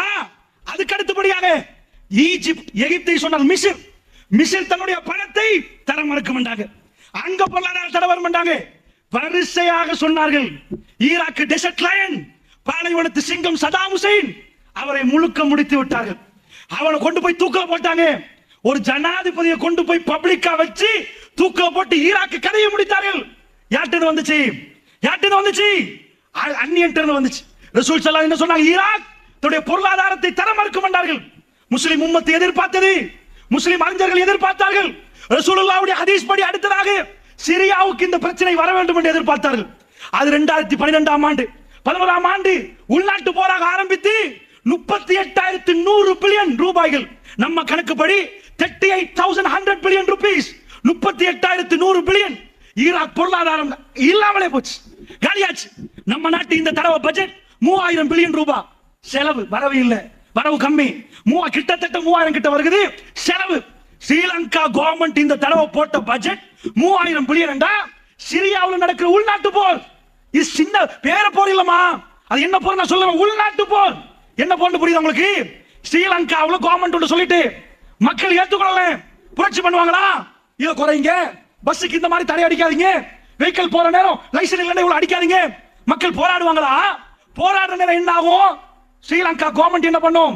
அதை ஆர்மி அனுப்பி அந்த மக்கள் என்ன பண்ணுவாங்க?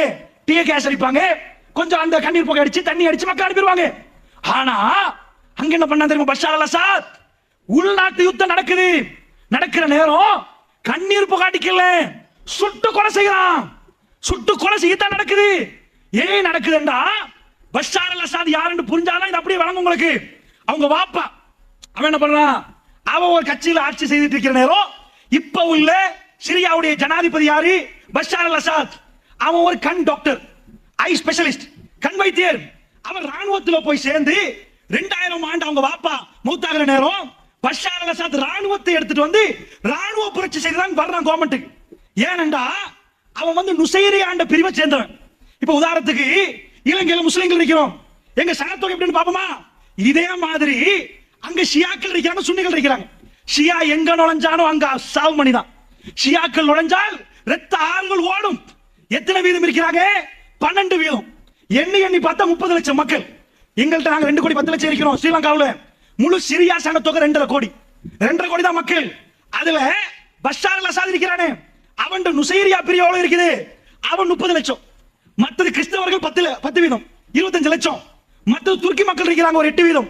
அதுக்கு மேல உள்ள 70 வீதமும் அஹ்லு சுன்னா வல் ஜமாத், குர்ஆன் சுன்னாவோட உள்ள மக்கள். அதாவது அஹ்லு சுன்னா வல் ஜமாத் 70, மற்ற 30 தான் பிரிச்சு போடலாம். இதுல இவன் கூட்டம் எவ்வளவு, 2.5 கோடி மக்கள்ல 30 லட்சம். அப்ப ஏன் அந்த மக்கள் இவருக்கு கீழே இருக்கணும்? நுசைரியா யாருன்னு தெரியுதா, ஈரான் கவர்மெண்ட் இருக்கு பாருங்க, ஈரான் இந்த நுசைரியாவை பார்த்து காஃபிரான். இவனும் ஷியா அவனும் ஷியா. இந்த ஷியா என்ன பண்றான், ஈரான் சொல்றான் அவன் காஃபிரான். எப்படி அவன் காஃபிரானா, இவங்க ஷியாக்கள் அத்துமீறின நாட்கள். இவங்க யாருண்டா, ஈசா அலைஹிஸ்ஸலாத்து வஸலாம் உலகத்துக்கு வந்த பிறகு அவன் என்ன பண்ணா, சிலர்கள் கிறிஸ்தவர்கள் என்ன பண்ணாங்க, இது இறைவனின் அவதாரம் எடுத்து ஈசா வந்தார், இவர் இறைவனின் மகன், இறைவன் தான் ஒரு கூட்டம், இறைவன் மகன் தான் ஒரு கூட்டம், இந்த மாதிரி போச்சு. இதே மாதிரி இவங்க என்ன பண்ணாங்கடா, அலி பின் அபி தாலிப் யார் தெரியுமா, அல்லாஹ் இந்த உலகத்துக்கு அலியுடைய வடிவத்தில் வந்தான். சுப்ஹானல்லாஹ். அலி ரலியல்லாஹு அன்ஹு தூக்கி எங்கேயோ வச்சு ஷியாக்கள்ல ரொம்ப மோசமான ஜாதி. இவர்கள்ட்ட ஒரு கொள்கை என்ன தெரியுமா, அஹ்லு சுன்னா வல் ஜமாத்தை கொண்டா நன்மை, ரத்த ஆறு ஓடினா நன்மை, கொல்ல அவர்களை. இந்த கொள்கையில் உள்ளவர்கள் என்ன பயன்படுத்தினான் தெரியுமா, எண்ணெய் இல்லாமல் பாக்குறீங்களா, அவ இல்ல மக்களை கொள்றான். தன்னுடைய நாட்டு மக்களை ராணுவத்தை போட்டு கொள்ற நேரம் அங்கால 4 படம் வருது, ISIS வருது, ஜபாத்து நுஸ்ரா வருது, துருக்கியில இருந்து ஒரு படம் வருது, மக்கள் சார்பில் வெளியில இருந்து கொஞ்சம் படம் வருது. இவன் தன் கவர்மெண்ட்ல உள்ள ராணுவத்தை அடிக்கிறான். இப்ப அந்த கவர்மெண்ட் சிரியா ஆர்மி அடிக்குது மக்களுக்கு, மக்கள் ஆயுதம் இல்லையா, அந்த பக்கத்து ஆளால் கொஞ்சம் கொடுக்குறாங்க. 2 பேர் அடிக்கிற நேரம் அவன் கவர்மெண்ட் தோக்க பாக்குது. இப்பதான் அழிக்கிறதுக்கு யார் எடுக்கிறான், ரஷ்யாவை மேலால எடுக்கிறான். ரஷ்யா விமானங்கள் வருகிறது, ஈரானை கீழால எடுக்கிறான். தரைய மார்க்கமாக ஈரான், ஆகாய மார்க்கமாக ரஷ்யா பாம்பை போட்டு ஒன்றுமில்லாமல் ஆக்குறான். யுத்தத்தில் இயல்பு மக்கள் அகதிகளாகவே மாறுறார்கள். வீடு வாசல் ஒன்றுமே இல்லை, அடிச்சுட்டு அல்ப. எத்தனை பேர் இருக்கிற அல்பல, இந்த குடும்பம் மாதிரி அல்பண்டா பெரிய இடம், 25 லட்சம் பேர் இருக்கிறாங்க, 2.5 மில்லியன். அவ்வளவு மக்கள் உள்ளத ரஷ்யாவை கொண்டு வந்து அழிக்கிறான், முஸ்லிம் அழிக்கிறான். பஷார் அல் அசாத பொறுத்தளவுல அவனை பத்தி இந்த இரவுல நீங்க எல்லாம் துவா செய்ய வேண்டும், அவனுக்கு எதிராக துவா செய்ய வேண்டும் என்பதற்கு சொல்றேன். பஷார் அல் அசாத் யாரு தெரியுமா, கிறிஸ்துமஸ் கொண்டாடுறாங்க 5 வருஷத்துக்கு பிறகு, சிரியா பிரச்சனைக்கு பிறகு 5 வருஷத்துக்கு பிறகு ஒரு ஊர்ல சர்ச்சில் கிறிஸ்துமஸ் கொண்டாடுறாங்க. வீடியோ பாக்குறேன், நான் அசந்து போயிட்டேன். ஏன்டா பஷார் அல் அசாத் போனான், சிரியா கவர்மெண்ட் தலைவர், அவன் பக்கத்தில் ஒரு பொம்பளை, அந்த பொம்பளை தலையில போட்டு இல்ல, சரிப்பா ஏதாவது இப்படி போட்டு அதுவும் இல்ல, களத்திலேயோ எதுலையுமே போட்டு இல்ல, அசல் வெள்ளக்காரி. பக்கத்துல போறாங்க, போனா முழுக்க கருப்பு உடுத்த, தலைய மறைச்சி எல்லாத்தையும் மறைச்சி அபாயா போட்டு ஸ்காப் போட்ட பெண்கள், முழுக்க கருப்பு, கை கொடுக்குறான். அவ்வளவு பெண்கள் கையை கொடுத்துட்டு ஹக் பண்ணி கொள்றாங்க. ஓ, முஸ்லிம் பொம்பளை இப்படி செய்ய மாட்டாங்களே, கை கொடுக்க மாட்டாங்கன்னு பார்த்தா அது சர்ச். அங்க உள்ள கிறிஸ்தவ பெண்கள் எப்படியா, எங்க நாட்டுல மாறி நாங்க இஸ்லாமிய அடிப்படையில் எல்லாத்தையும் மறைக்கிறோமே, தலையில இருந்து உடம்புல இருந்து கை வரைக்கும் எல்லாத்தையும் மறைக்கிறோம். அவ்வளோத்தையும் மறைச்சா அது யாருப்பா வெள்ளக்காரி பக்கத்திலே போறான்னு பார்த்தா அஸ்மா அல் அசாத் பொண்டாட்டி, ஐரோப்பால படிச்சவன், தலையில இல்ல மேல இல்ல, அசல் வெள்ளக்காரி பொண்டாட்டி போறா. கிறிஸ்தவ பாதிரியார்கள் உள்ள அந்த இடத்துல கிறிஸ்தவர்கள் முழுக்க மறைச்சிருக்கிறாங்க. சுப்ஹானல்லாஹ். கம்யூனிசத்தை கொண்டு வந்து அப்படியே அந்த சிரியாவில் வைக்கணும், இஸ்லாமிய சப்ஜெக்ட் ஒன்றுமே இல்ல. இவன் தான் பஷார் அல் அசாத். என்ன பண்றான், பிடிச்சி எங்க ஆட்கள் எல்லாத்தையும் கொள்றான். அஹ்லு சுன்னா வல் ஜமாத் என்றால் நானும் நீங்கள் உட்கார்ந்து இருக்கிறோமே, இந்த உறவுகள் தாங்க பாதிக்கப்படுறாங்க. அல்லாஹ்வுடைய நல்லடியார்களே, இந்த யுத்தத்தை வந்து மறுமை நாளோட சேர்க்கிறோம்டா, இங்க ஒரு பெரிய இடியாப்ப சிக்கல் இருக்கு. என்ன இடியாப்ப சிக்கல் தெரியுமா, மக்கள் தரப்புல போராட்டத்துல நல்லவங்களும் இருக்கிறாங்க. சிரியா தரப்பு இருக்கிறவங்களே, அதுல ஷியாக்கள் வந்து போராடுறாங்க. மக்கள் தரப்பிற்கு பாருங்க, துருக்கி தலையிடுது, ISIS தலையிடுது. இவங்க எல்லாம் நல்ல ஆட்களா? அங்க பெரிய பிரச்சனை விளங்குது உங்களுக்கு. இப்ப உதாரணத்துக்கு நாங்க ஒரு படையை இருக்கிறோம், ஒரு பேச்சுக்கு நாங்க போய் ஃபைட் பண்றோம், ஒன்றுக்கு எதிராக ஃபைட் பண்ற நேரம் எங்க படையில 10 பேர் இருக்கிறான், 10 படை, 10மே நல்லவன் இல்ல. நாங்க ஒரு கெட்டதுக்காக போராடுறோம், எங்கள்கிட்ட உள்ள 10 படையும் சந்தேகம். அந்த மாதிரியான படைகள் தான் இதெல்லாம். இதுவரைக்கும் உலகத்தில் ISIS ஒண்ணுமே புரியல. யாருப்பா இந்த ISIS? நல்லவனா கெட்டவனா? கேள்விக்குறியா தான் இருக்குது. ஏன் கேள்விக்குறியா இருக்குது? இது அமெரிக்காவே வாசல திறந்த மாதிரி இருந்துச்சு. ஈராக் எப்படி ISIS உண்டாச்சு? ஈராக்கு யுத்தம் முடிய 3.5 லட்சம் பேரை கொண்டு போய் பெரிய ஜெயில அடைக்கிறான். அடைச்சா எப்படி வெளியாகுறாங்க? ஜெயில உடைச்சு வெளியே பாயிறான். வெளியே பாஞ்சா எது இப்ப மாடர்ன் ஆயுதமோ, நவீன ஆயுத களஞ்சியம் உண்டு ஜெயிலுக்கு பக்கத்துல. பெரிய ஒரு ஸ்டால் அமெரிக்காட, எல்லா ஆயுதம் இருக்குது, நவீன ரகமான ஆயுதம். இந்த 3.5 லட்சம் பேர் என்ன பண்றாங்க? ஜெயில இந்த உடைச்சிட்டு வந்த உடனே ஆயுத களஞ்சியம் உடைக்கிறாங்க. உடைச்சு அதுல உள்ள ஆயுதத்தை எடுத்து ஈராக் வழியாக அப்படியே உள்ள நுழைஞ்சு சிரியாக்குள்ள போடுறாங்க. இப்ப என்ன பிரச்சனைடா? அமெரிக்கா இவ்வளவு கூமுட்டையா? வெளிக்கடை ஜெயில இருந்தே பாயலாம் இருக்குது, போகம்பர்ல இருந்தே பாயலாம் இருக்குது. 3.5 லட்சம் பேரை ஈராக்ல அடக்கி வச்சு ஜெயில இருந்து பாய்ந்தார்களாம். பாஞ்சா சரி சரி, ஜெயில உடைச்சுட்டான்னு வைங்களேன், அவன்கிட்ட உள்ள அந்த மாதிரி பிரிசன் எல்லாம் உடைச்சிட்டான். உடைச்சா இங்க இருந்து போய் ஆயுத களஞ்சியத்துல கை வைக்க காட்டியும் இவன் எங்க பார்த்தான்? மேல பார்த்தானா? அப்ப நான் சொல்லல அமெரிக்கா உருவாக்கின படைன்னு சொல்லல. அமெரிக்கா ஆயுதத்தை கொடுக்கும் வரைக்கும் பார்த்து கொண்டிருந்தான். ஏன் பார்த்தான் தெரியுமா? அவன் வேலையே ஆயுதத்தை கையில கொடுத்த நீங்க சண்டை பிடிப்பீங்க, ஃபைனலி நான் வருவேன் சமாதானம் சொல்லி ஒரு அடி அடிச்சு எல்லாத்தையும் பிடிச்சிருவேன். இதான் வேலை. அதனால ISIS ஆயுதம் கிடைத்தது உலகத்துல பெரிய சந்தேகம். நவீன ரகமான ஆயுதம் கொஞ்சம் நெஞ்சம் இல்ல, அவ்வளவு உடைச்சு சாம்பலாக்கி அந்த ஆயுதங்களை தூக்கி கொண்டுதான் சிரியாவுக்குள்ள நுழைகிறாங்க. அப்ப அல்லாஹ்வுடைய நல்லடியார்களே, இதுக்குள்ள போற கூட்டத்தில் ஜபஹத்து நுஸ்ரா யாருன்னு வழங்குது இல்ல, ISIS அதுக்கால வருகிறது. வந்து எல்லாரும் ஒன்று சேர்றார்களே, நாளைக்கு இந்த நல்ல மக்களுக்குள்ள யுத்தம் வரலாம் என்ற சந்தேகம் வருகிறது. இதுக்கு முன்னாடி சந்தேகப்பட்டா யுத்தம் நடந்தா இன்னும் ஸ்ரீலங்கா ராணுவமும் LTT ஓகே அவ்வளவுதான் வருது. இது அவன் தூக்கிட்டு வாரான், இவன் தூக்கிட்டு வாரான், அவன் தூக்கிட்டு வாரான். நாளைக்கு நீங்க சண்டை பிடிக்க மாட்டீங்களா? ஷைல் முஸ்லிம்ல தெளிவா வருகிறது. ரசூலுல்லாஹ் ஒரு துஆ கேக்குறாங்க, யா அல்லாஹ் என்னுடைய உம்மத்தை, அடுத்த மக்கள் இருக்கிறார்கள், அவர்களை வச்சு எங்க உம்மத்தை எங்க நாடுகளை பிடிச்சிட விடக்கூடாது யா அல்லாஹ், எங்க மண்களை அவர்கள் கையில கொடுத்துறாரு யா அல்லாஹ். அல்லாஹ் ஏத்துக்கொள்றான். என்ன ஏத்துக்கொள்றான்? ஒட்டுமொத்த ஏரியாவையும் கொடுக்க மாட்டேன், உங்களுக்குள்ள சண்டை பிடிப்பீங்க, நீங்க உங்களுக்குள்ள சண்டை பிடிப்பீங்க, அதெல்லாம் ஒண்ணும் பண்ணல, நீங்கள் சண்டை பிடித்துக் கொள்வீர்கள் என்றார்கள் சொல்லலாம். அல்லாஹ் அதை மறுத்து விட்டார் என்றார்கள். வெளியில இருந்து வந்து எங்களுடைய முழு பிரதேசத்தை பிடிக்க மாட்டார்கள், சின்ன சின்ன இடம் பிடிப்பாங்க, ஆனா உங்களுக்குள்ள சண்டை வரும் என்றார்கள் ரசூல் ஸல்லல்லாஹு அலைஹி வஸல்லம் அவர்கள். அப்ப என்ன சண்டை வருவது? இந்த யுத்தம் முடிஞ்சா கூட இன்னொரு யுத்தம் சிரியால வரலாம், அது முடிஞ்சா இன்னொன்று வரலாம் என்று சொல்ற மாதிரி ஒரு இடியாப்ப சிக்கல் சிரியாவுக்குள் நடக்கிறது. புரியுது உங்களுக்கு? யுத்தம் எங்கேயோ தொடங்கி எங்கேயோ ஓடுது. அல்லாஹ்வுடைய நல்லடியார்களே, நபிகள் நாயகம் ஸல்லல்லாஹு அலைஹி வஸல்லம் அவர்கள் சொன்னார்கள், இந்த யுத்தத்தோட நான் எப்படி தொடர்பு படுத்துறேன்னு கேளுங்க. கிழக்கு பகுதியில் இருந்து நீதமான ஒரு படை கிளம்பும் என்றார்கள், மிக நீதமான ஒரு படை கிளம்பும் என்றார்கள். கிழக்கு பகுதி என்று சொன்னால் ஷாமுடைய இடம். இங்கிருந்து நீதமான ஒரு படை வந்தால் அந்த படை அப்படியே ஜஸீரத்துல் அரபுக்குள், மக்கா மதீனாவுக்குள் நுழைய ஆரம்பிக்கும். அந்த நேரத்திலே ஒரு மன்னருடைய 3 பிள்ளைகள் ஆட்சிக்காக வேண்டி போராடி கொண்டிருப்பார்கள். வாப்பாவுட்டு இருந்து இவர் எனக்கு ஆட்சி வேணும் என்று கேட்பார், அவர் அவருக்கு ஆட்சி வேணும் என்று கேட்பார். இந்த நிலைமை என்றார்கள் ரசூலுல்லாஹ். படம் பிடித்து காட்டினார்கள் ரசூலுல்லாஹ். இப்படி உலகத்தில் நடந்தால் நீதமான ஒரு படை வந்து அவர்கள் வந்து மக்காவை கைப்பற்றுவார்கள் என்றார்கள், அவர்கள் மதீனாவை கைப்பற்றுவார்கள் என்றார்கள். அந்த படை அப்படியே வந்து மக்கா மதீனாவில் இருந்து அந்த ஏரியா அத்தனையுமே கைப்பற்றி விடுவார்கள். ஒரே ஒரு நைட் என்றார்கள் ரசூலுல்லாஹ். அந்த படையில் யார் இருப்பார்கள்? அவர்கள் உலகத்தில் இதுக்கு முன்னாடி அறிமுகப்படுத்தப்பட்டிருக்க மாட்டார்கள். ஏனென்றால் அவர்கள் நீதமான படை. ரசூலுல்லாஹ் அந்த படைக்கு இந்த பேர் அந்த பேர் இந்த பேர் என்று வைக்கவில்லை, அதில் நீதமான படை என்றார்கள், மிக நேர்மையான படை என்றார்கள். அவர்கள் வந்த உடனேயே காபத்துல்லா அங்கே அவர்கள் இருப்பார்கள். இரவு நேரம் ஒரே ஒரு நைட், அதாவது மக்காம் இப்ராஹிமுக்கும் ஹஜருல் அஸ்வதுக்கும் இடைப்பட்ட இடத்திலே அவர் இமாம் மஹ்தி அவரை தேர்ந்தெடுத்துக் கொள்வார்கள். அல்லாஹ்வுடைய நல்லடியார்களே, இந்த படை அவர்கள் வருவார்கள். எப்ப வருவார்கள் தெரியுமா? இவர்கள் வந்த உடனே மதீனா ஹை செக்யூரிட்டி ஜோன், மதீனாவிலே இருந்து தான் படைகள் உலகம் எங்கும் அனுப்பப்படும். ரசூலுல்லாஹ் அதுக்கு வைத்த பேர் என்ன தெரியுமா? மதீனாவில் இருந்து அந்த படை அனுப்பப்படுகிற நேரம் மிக பவர்ஃபுல்லான ஒரு படை, ரசூல் ஸல்லல்லாஹு அலைஹி வஸல்லம் பயன்படுத்துற வார்த்தை உலகத்திலேயே அதிகமான பலமான படை இந்த படை என்றார் ரசூலுல்லாஹ். இந்த பூமியிலே பலமான படை மதீனாவில் இருந்து வெளியே வரும் என்றார். வேற பேர் வைக்கவில்லை ரசூலுல்லாஹ். பலமான படை, நீதமான படை. அந்த பலமான படை எங்க போகும் தெரியுமா? ரோமர்கள் வந்து, கிறிஸ்தவர்கள் வந்து இஸ்தான்புல், கான்ஸ்டான்டினோப்பிள், துருக்கியுடைய தலைநகரத்தை இறங்கி கையில பிடித்துக் கொண்டிருப்பார்கள். துருக்கியை பிடித்தால் இன்றைக்கு துருக்கியில யுத்தம் ஆரம்பிக்கப்பட்டிருக்கிறது. சரமாரியாக பாம்பை போட்டுக் கொண்டிருக்கிறார்கள். இன்றைக்கு ஒரு மாதத்துக்கு முன்னாடி பீஸ் டாக்கை உடைத்து விட்டு துருக்கியிலே பிரச்சனை ஆரம்பித்து விட்டது. அரபு நாடுகள் எல்லாம் பிரச்சனைகள் இருக்கிறது. அல்லாஹ்வுடைய தூதர் என்ன சொன்னார்கள்? துருக்கியில் உள்ள தலைநகரம் இஸ்தான்புல் அது எங்கள்கிட்ட இருந்து பறிபோனது என்று செய்தி உங்களுக்கு கேள்விப்பட்டால், அல்லாஹ்வுடைய நல்லடியார்களே, மஹ்தி அலைஹிஸ்ஸலாத்து வஸலாமுடைய வருகைக்கும் இஸ்தான்புலுக்கும் மிக மிக நெருக்கமான தொடர்பு இருக்கிறது.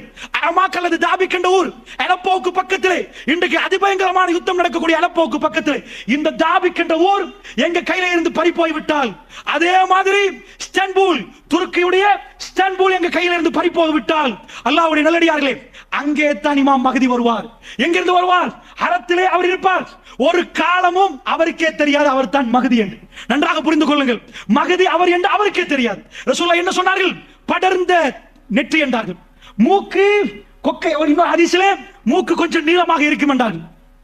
அவர் என்னுடைய குடும்பம் என்றார்கள். ரசூல் ஸல்லல்லாஹு அலைஹி வஸல்லம் சொன்னார்கள் என்னுடைய குடும்பம் என்றார்கள். என்னுடைய ஃபாத்திமாவுடைய குடும்பம் என்றார்கள் ரசூல் ஸல்லல்லாஹு அலைஹி வஸல்லம். குறிப்பாக ஹஸன் ரலியல்லாஹுடைய குடும்பம் என்றார்கள். அங்கே இருந்து வருவார் முஹம்மது இப்னு அப்துல்லாஹ். அவருடைய வாப்பாவுடைய பேர் அப்துல்லாஹ், அவருடைய பேர் முஹம்மத்.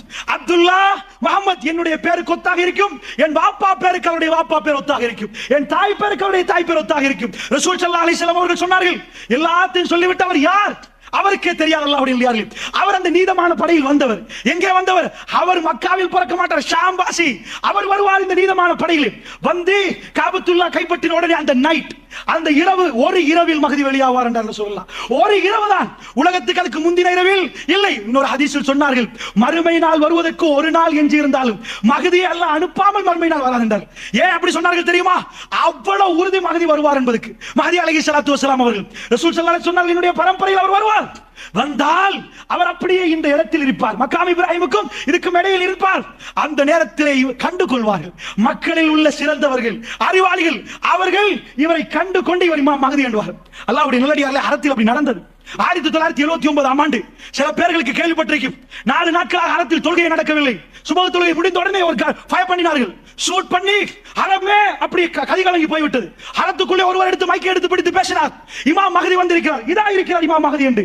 ஒருவரை காட்டி அவருடைய வாப்பா பேர் அப்துல்லாஹ், அவருடைய பேர் முஹம்மது, அவர் படையோடு இங்கே வந்திருக்கிறார், ஹரத்திலே இமாம் மஹ்தி வந்து விட்டார் என்று சொன்ன சேர்க்கு ஹரமே குழம்பி நிற்கிறது. அவர் அரபியில் பேசுகிறார். அங்கே உள்ள பாதி பேருக்கு ஒன்றுமே புரியவில்லை. ஏனென்றால் அஜமிகள் அங்கே இருக்கிறார்கள், என்ன பண்ணுவது என்று விளங்கவில்லை. ஃபயர் பண்றதுக்கு எல்லோரும் ரெடியாக நிற்கிறார். ஹரம் அப்படியே இருக்கிறது. சவுதி கவர்மெண்ட் அது வரைக்கும் இப்படிப்பட்ட ஒரு செக்கிங் கொடுக்கவே இல்லை. இன்றைக்கு போய் ஜித்தாவில் நிற்கிறோம் என்றால் செக் பண்ண வேண்டும் என்று அவர்கள் அவசரப்படுத்துகிறார்கள் என்றால், நீண்ட நேரம் நிப்பாட்டி வைத்து விசாரிக்கிறார்கள் என்றால், இது எல்லாம் 79க்கு பிறகு நடந்தது. அல்லாஹ்வுடைய நல்லடியார்களே, என்ன நடந்தது? ஹரத்திலே இமாம் மஹ்தியுடைய ஆட்சி என்று சொல்லி அறிவித்து எல்லாரும் வெளியான பிறகு சவுதி அவசரமாக ஃபயர் பண்ணவில்லை. ஹரத்திலே ஒன்றும் பண்ண முடியாது. எல்லாம் அமைதியாக நின்று ரொம்ப ஸ்மூத்தாகத்தான் ஹேண்டில் பண்ணி, அது மஹ்தி இல்லை அப்பா. ஏனென்றால் சவுதியே கடிகலங்கி நின்றது. இது மஹ்தியா என்ன? யார்? இமாம்கள் தெளிவாக பேசினார்கள்.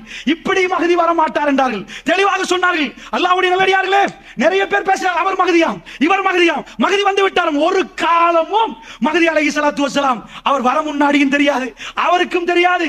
அவர் முஹம்மது, அவர் மஹ்தி என்றால் என்ன தெரியுமா அர்த்தம்? அவர்தான் கலீஃபா, அவர்தான் கலீஃபா. ரசூலுல்லாஹ் சொன்னார்கள், பனி மலைகளை தாண்டியாவது மஹ்தி வந்தால் அவருக்கு பையத்து பண்ணுங்கள் என்றார்கள். நீங்கள் எல்லோரும் அவர் அணியில் ஒன்று சேருங்கள் என்றார்கள். சாதாரண ஒருவர் வந்து நான் மஹ்தி என்றா உனக்கு என்னடா ஆட்சி இருக்குது? மஹ்திக்கு என்ன கிடைக்கும் தெரியுமா? ஜஸீரத்துல் அரப் அவர் கையில இருக்கும். ஒரு நாளில் அவர் ஆட்சியாளராக முழு உம்மத்தும் கண்டு கொள்ளும். அல்லாஹ்வுடைய நல்லடியார்களே, அப்படிப்பட்டவர் வந்தால்தான் ஆட்சி. ஜஸீரத்துல் அரபில் அது நடக்கவில்லை. நிறைய பேர் வந்து ஹோட்டல்களில் தங்கி மஹ்தி வந்தாராம். ஒரு காலத்தில் இன்னொருத்தர் மஹ்தி மஹ்தி என்று அழைத்தார்கள். இப்படி காதியானில் இருந்து எல்லாருமே மஹ்தியை பற்றி பேசுவார்கள். அந்த மஹ்தி அலைஹிஸ்ஸலாத்து வஸலாம் அப்படி எல்லாம் வரவே மாட்டார். நீங்கள் யாரை பார்த்து சந்தேகப்படவே தேவையில்லை. ஏனென்றால் அவரை உலகம், இந்த உம்மத்து அடையாளம் காட்டும் வரைக்கும். ஜஸீரத்துல் அரபுடைய ஜனாதிபதி அவரா? அவர் மஹதி. அப்படி வந்தாரா, மதீனாவை அவர் படை அனுப்பக்கூடிய சென்ட்ரல் பாயிண்டாக அனுப்பி உலகம் எங்கும் படைகள் போகும் என்றால் ரசூலுல்லாஹ். மதீனாவிலிருந்து போகும். இந்த உலகத்தில் இந்த பூமியிலே மிக பலமான படை மதீனாவிலிருந்து வெளியாகும். எங்கே போகும் தெரியுமா?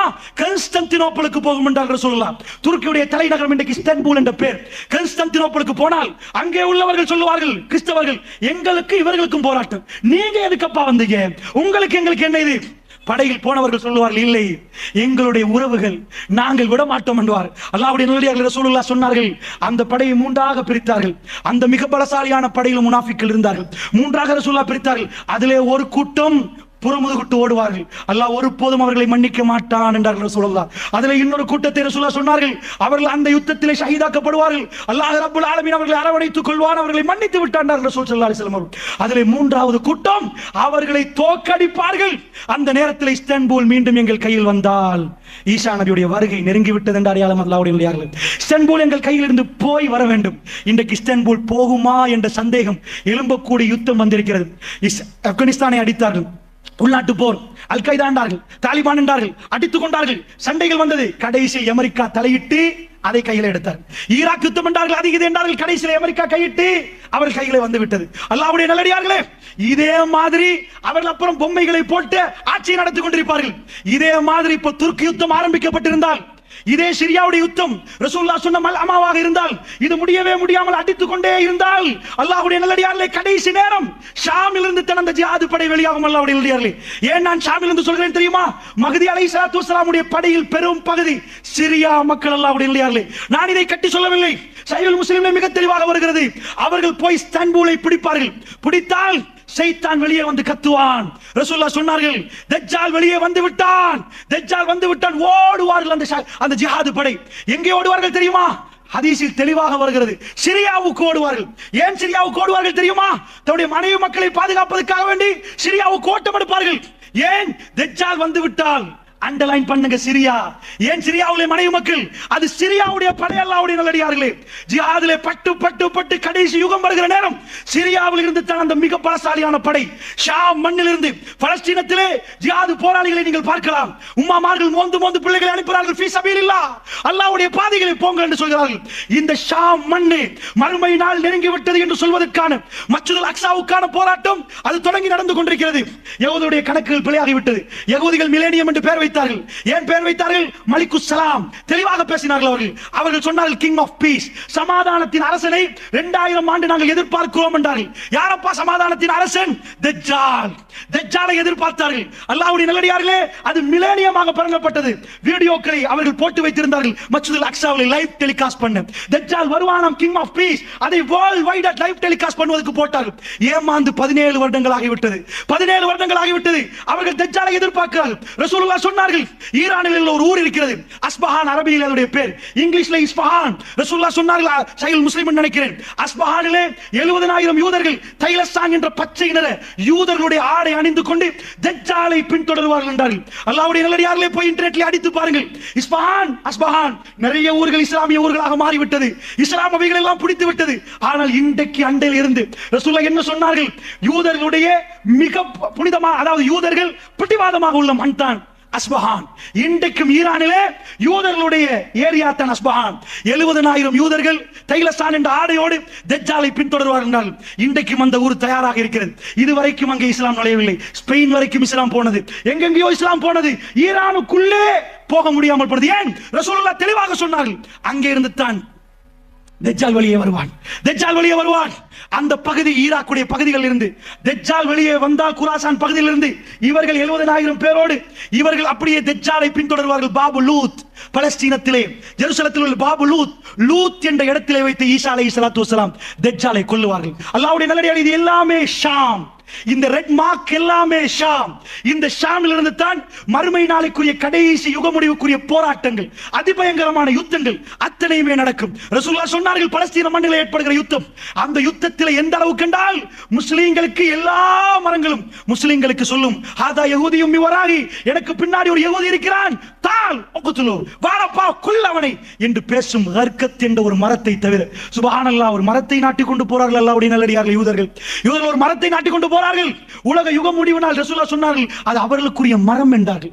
அந்த மரத்தை தவிர மற்ற மரங்கள் எல்லாம் உங்களுக்கு சப்போர்ட் பண்ண. நேரடியாக பேசுமா மறைமுகமா அல்லாஹு அலம். ஆனால் அந்த யுத்தம் பல யுகங்களாக நடந்து கொண்டு போகிறது. அவர்களுக்கு முஸ்லிம் நாடை முழுமையாக பிடிக்க முடியுமா? நான் இப்பொழுது சத்தியம் பண்ணி சொல்கிறேன், அல்லாஹ் மீது ஆணையாக உலகத்தில் எந்த முஸ்லிம் நாடும் முழுமையாக அவர்கள் பிடிக்க மாட்டார்கள். ரசூலுல்லாஹ்வுடைய செய்தி நாங்கள் தைரியமாக பேசுவோம். 1400 ஆண்டுகளாக முஸ்லிம் நாடு என்ற முஸ்லிம் மண் என்று எது சொல்லப்பட்டோ அதை முழுமையாக அவர்கள் பிடிக்க மாட்டார்கள். ஒரு பகுதி அவர்களுக்கு பிடிப்ப விடலாம், முழுமையாக பிடிக்க மாட்டார்கள். இது ரசூலுல்லாஹ் தெளிவாக சொன்னது. அல்லாஹ்வுடைய நல்லடியார்களே, அப்படி என்று சொன்னால் பலஸ்தீனம் சின்னதாகிவிட்டது, ஆனால் பலஸ்தீனம் அழியாது. அங்கே ஜிஹாத் நடக்கும். ஒரு காலமும் இந்த யூதனுக்கு எங்களை பலஸ்தீனிலிருந்து விரட்ட முடியாது. இதை நன்றாக புரிந்து கொள்ளுங்கள். அல்லாஹ்வுடைய நல்லடியார்களே, இவைகள் எல்லாம் நீங்கள் நம்பிக்கையோட பார்த்தால் உங்களுக்கு வழங்கும் அடுத்த யுத்தம் இன்ஷா அல்லாஹ். மிஸ்ரில் இதுவரைக்கும் யுத்தம் இல்லை, ஈஜிப்தில் இதுவரைக்கும் யுத்தம் இல்லை, அடுத்தது மிஸ்ரில் நீங்கள் எதிர்பாருங்கள். ரசூலுல்லாஹ்வுடைய அடிப்படையில் நான் இந்த பாடத்தை படிக்கிறேன். எனக்கு படித்து தந்த உஸ்தாத் சொன்னார் ஈராக்கிலே பிரச்சனை, அடுத்தது சிரியா என்று சொன்னார். சிரியா என்று சொன்னார். அல்லாஹ் ரப்பல் ஆலமீன் அவர் மௌத்தாகி விட்டார். ஆனால் நாங்கள் இப்பொழுது சிரியாவை பார்க்கிறோம். இன்ஷா அல்லாஹ் அடுத்தது எகிப்து. இதில் கை வைக்கப்பட்டு எகிப்து பொருளாதாரம் உடைக்கப்பட்டால் ரசூலுல்லாஹ்வுடைய வரிசை சரியாகிவிட்டது. அப்படி என்றால் இந்த யுத்தங்கள் நடந்து கொண்டு போகுமா என்றால் அல்லாஹ்வுடைய நல்லடியார்களே, மறுமை நாளைக்குரிய அடையாளங்கள் அத்தனையும் ஒன்று சேர்ந்து கொண்டிருக்கின்ற அர்த்தம். அப்படி என்றால் மிக நெருக்கமாக இருக்கிறது என்றால் மறுமைக்கு நானும் நீங்களும் மறுமையை நினைத்தோமா? அல்லாஹ்வுடைய நல்லடியார்களே, சிரியா மக்களுக்காக, ஷாம் மக்களுக்காக என்ன சொன்னோம்? அல்லாஹ்வுடைய முதலிலே சிரியாவிலே பிரச்சனை ஏற்பட்ட இடம் டெமஸ்கஸ், திமிஷ்க். கிழக்கு பகுதியில் ஒரு வெள்ளை மினாரா இருக்கிறது. அதாவது இமாம் ஈசா அலைஹிஸ்ஸலாத்து வஸ்ஸலாம் அவர்கள் இறங்குற இடம் வெள்ளை மினாராண்டு ஒரு சிலர்கள் அடையாளம் வைத்திருக்கிறார்கள். அல்லாஹு ஆலம், எங்களுக்கு நேரடியாக அடையாளம் காட்ட முடியாது.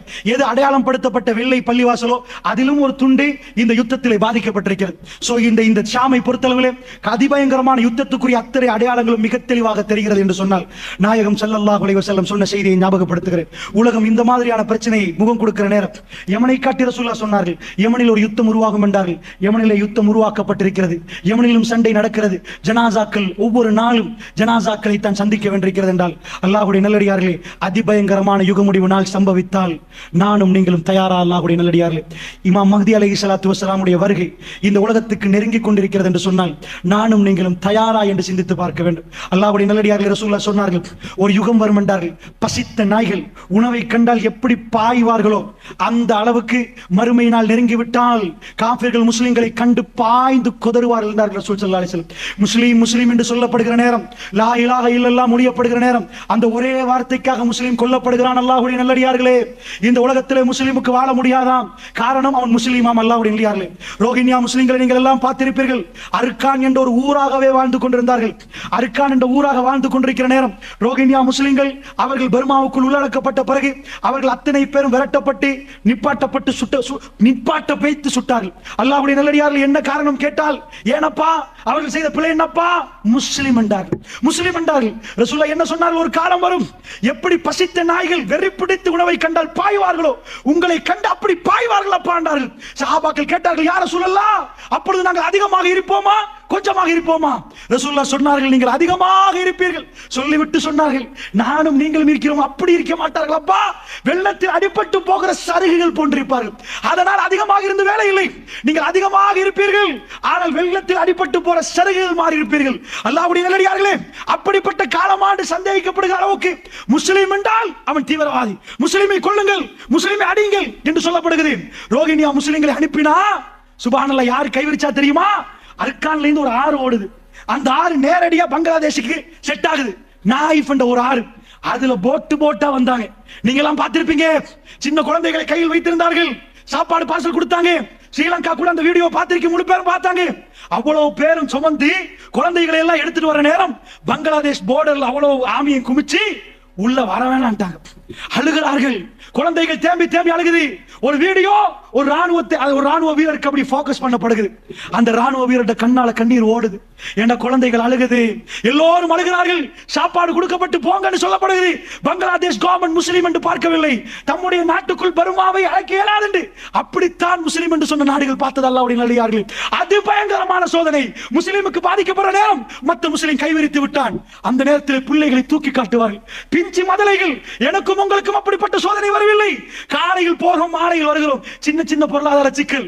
ஆனால் எனக்கும் உங்களுக்கும் அவர்கள் பட்ட வேதனை கூட ஞாபகம் இல்லை என்றால் நாங்கள் முஸ்லீமா முனாஃபிக்கா அல்லாஹ்வுடைய நிலையார்கள். காட்டின உடனே அந்த ராணுவ வீரர் கண்ணீர் வடிகிறது. அப்படியே சொல்லுவார், அல்லாஹ் உங்களை பாதுகாப்பான், போங்க, எங்களுக்கு வேற ஒன்றும் பண்ண முடியாது. அழுது அழுது சொல்லுவாரு சுப்ஹானல்லாஹ். அந்த மக்கள் திரும்ப போட்டில் ஏற்றி அனுப்பப்படுவார்கள்.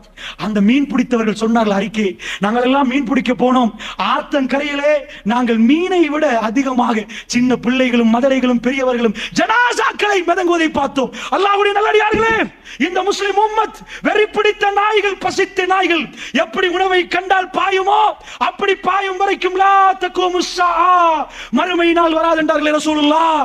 என்னுடைய மக்கள் பாதிக்கப்பட்டிருக்கிறார்கள். ஜனாசா ஆத்தங்கரை ஓரமாக மிதக்கிறது. அல்லாஹ்வுடைய நல்லடியார்களே, முழு உலகமே பார்த்த ஒரு போட்டோ, நிறைய நாளிதழ்களில் தலைப்புச் செய்தியாக வந்து உலகமே உழுக்கப்பட்ட ஒரு போட்டோ. கையில் தூக்குற நேரம் தான் நானே வயதை அடைந்து கொண்டேன். ஏனென்றால் வீடியோ கூட வெளியிட்டார்கள்.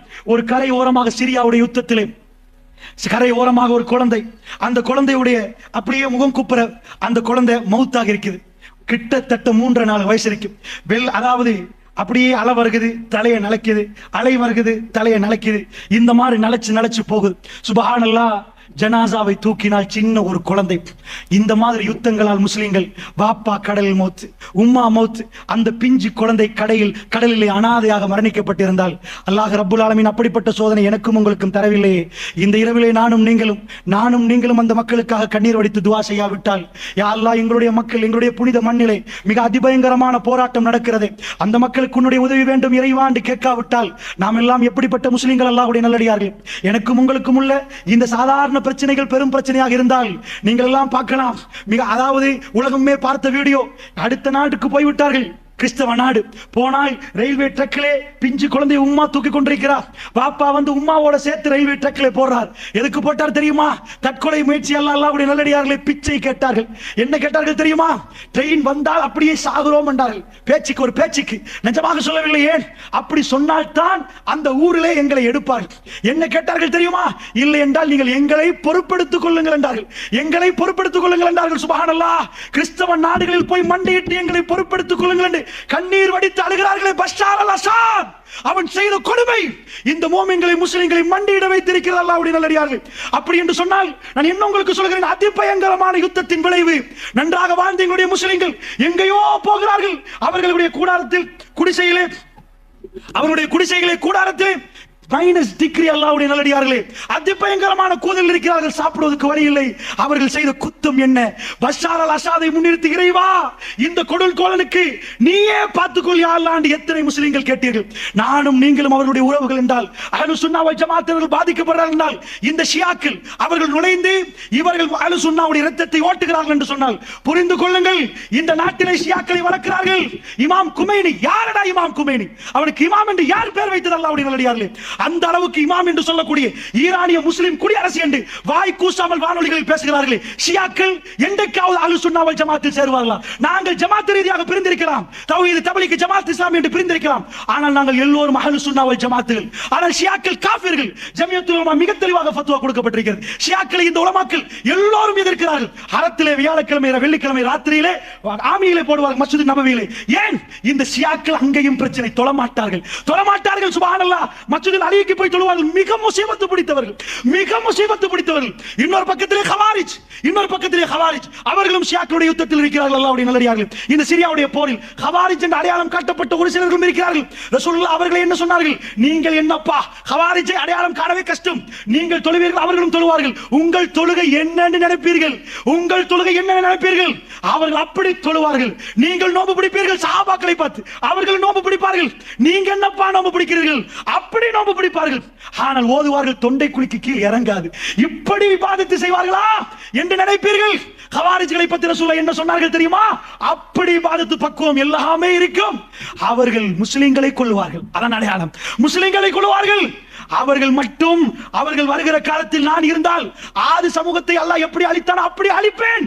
ரசூல் ஸல்லல்லாஹு அலைஹி வஸல்லம் அவர்களை கண்டால் கொல்லுங்கள் என்றால் அந்த ஹவாரிஜ் வழியாக இருக்கிறார்கள். அல்லாஹ்வுடைய நல்லடியார்களே, நீண்டமாக இதை சொல்வதற்கு நேரம் இல்லை. அந்த ஹவாரிஜ் வழியாக இருக்கிறார்கள். இன்னொரு பக்கமாக ஷியா இந்த நாட்டில் யார் செய்த முசீபத்தோ 200க்கு மேற்பட்டவர்களை ஈரானுக்கு அனுப்பி அவர்கள் எல்லாம் மௌலவியாக வந்திருக்கிறார்கள்.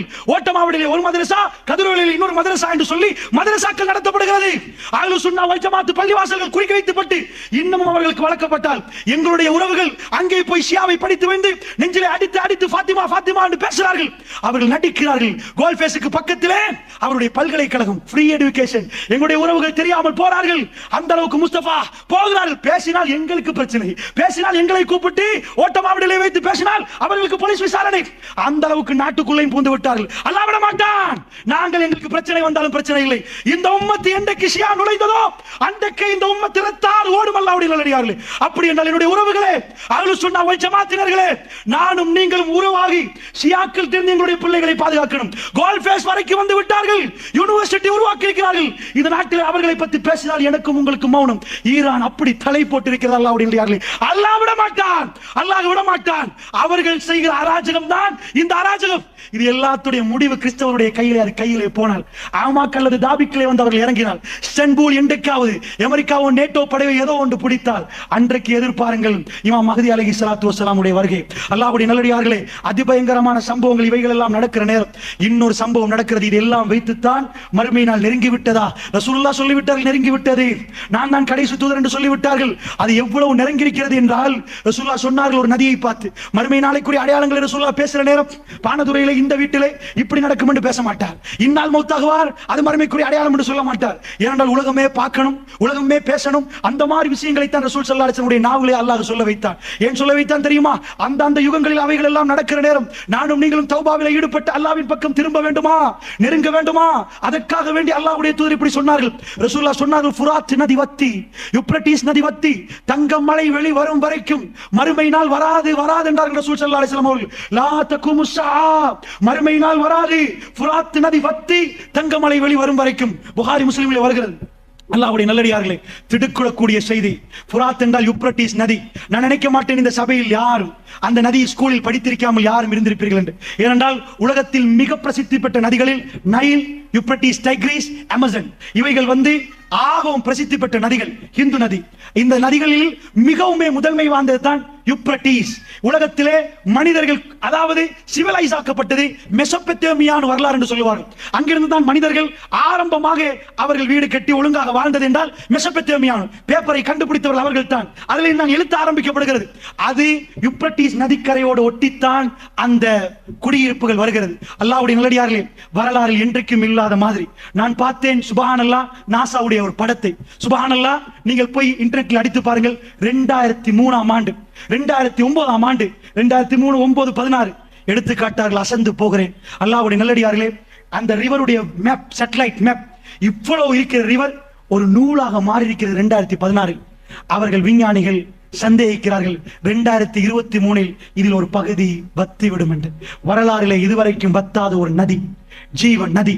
எக்கச்சக்கமான ஆட்டிகள். ஏனென்றால் இது ஈராக்கை ஒட்டி, சிரியாவை ஒட்டி ஓடக்கூடிய ஒரு நதி. இது வத்துறது எந்த அளவுக்கு என்றால், பழங்காலத்து சில நாணயங்கள், சில விஷயங்கள் அவைகள் எல்லாம் நதிக்கரையில் இருந்து எடுக்கிறார்கள். அந்த போட்டோக்கள் எல்லாம் உங்களுக்கு பார்க்கலாம். ரசூலுல்லாஹ் குறிவைத்து சொன்னார்கள், சேட்டலைட் மூலமாக யூப்ரட்டிஸ் நதிகளை இன்றைக்கு அவதானிக்கப்படுற அளவுக்கு. யூப்ரட்டிஸ் நதியுடைய ரிவர் இன்றைக்கு இவ்வளவு சுருக்கமாகி விட்டது. மக்களுக்கு, ஈராக் மக்களுக்கு தண்ணீர் இல்லையாம். யூப்ரட்டிஸ் வத்துதான். இவைகள் எல்லாம் இன்றைக்கு உலகத்தில் பரவலாக பேசப்படுகிறது. உலகம் பஞ்சம் என்று பேசப்படுகிறது. அத்தாதுர்க் என்ற ஒரு பிரைம் ப்ராஜெக்ட் அடிக்கிறார்கள். அந்த நதியை திருப்பி அது இன்னும் கொஞ்சம் நதியை வத்த வைக்கிறது. கூடி அந்த மக்களுக்கு தண்ணீர் வசதி இல்லையாம். ரசூலுல்லாஹ் சும்மா பேசவில்லை. யூப்ரட்டிஸ் நதி வத்தி தங்கம் மலை வெளிவரும் வரைக்கும் மறுமை நாள் வராது என்றார்கள் ரசூலுல்லாஹ். நீங்கள் போய் அதை எடுக்க வேண்டாம் என்றார்கள். 100 பேர் போனால் 99 பேர் சாகடிக்கப்படுவார்கள். ஒரே ஒருவர் தான் அதாவது மீதமாக இருப்பார்கள். 99% என்று அர்த்தம் அல்லாஹ்வுடைய நல்லடியார்கள். அப்படி என்றால் அல்லாஹ்வுடைய நல்லடியார்கள் இன்னொரு புறமாக இது நடந்து கொண்டிருக்கிறது என்றால், இப்படிப்பட்ட யுத்தங்கள், மஸ்ஜிதுல் அக்ஸாவுக்கான போராட்டம் எல்லாமே நடக்கிறது என்று சொன்னால், அல்லாஹ்வுடைய நல்லடியார்களே, இவைகள் எல்லாம் நமக்கு என்ன சொல்லி தருகிறது? ரசூலுல்லாஹ் சாதாரணமாக மறுமை வரும் என்று சொல்லவில்லை. அடையாளத்தை போட்டு சொன்னார். அந்த காலத்துக்கு காலம் அல்ல அடையாளத்தை விரிக்கிறான். எல்லாமே ஒரு காலம் இல்ல.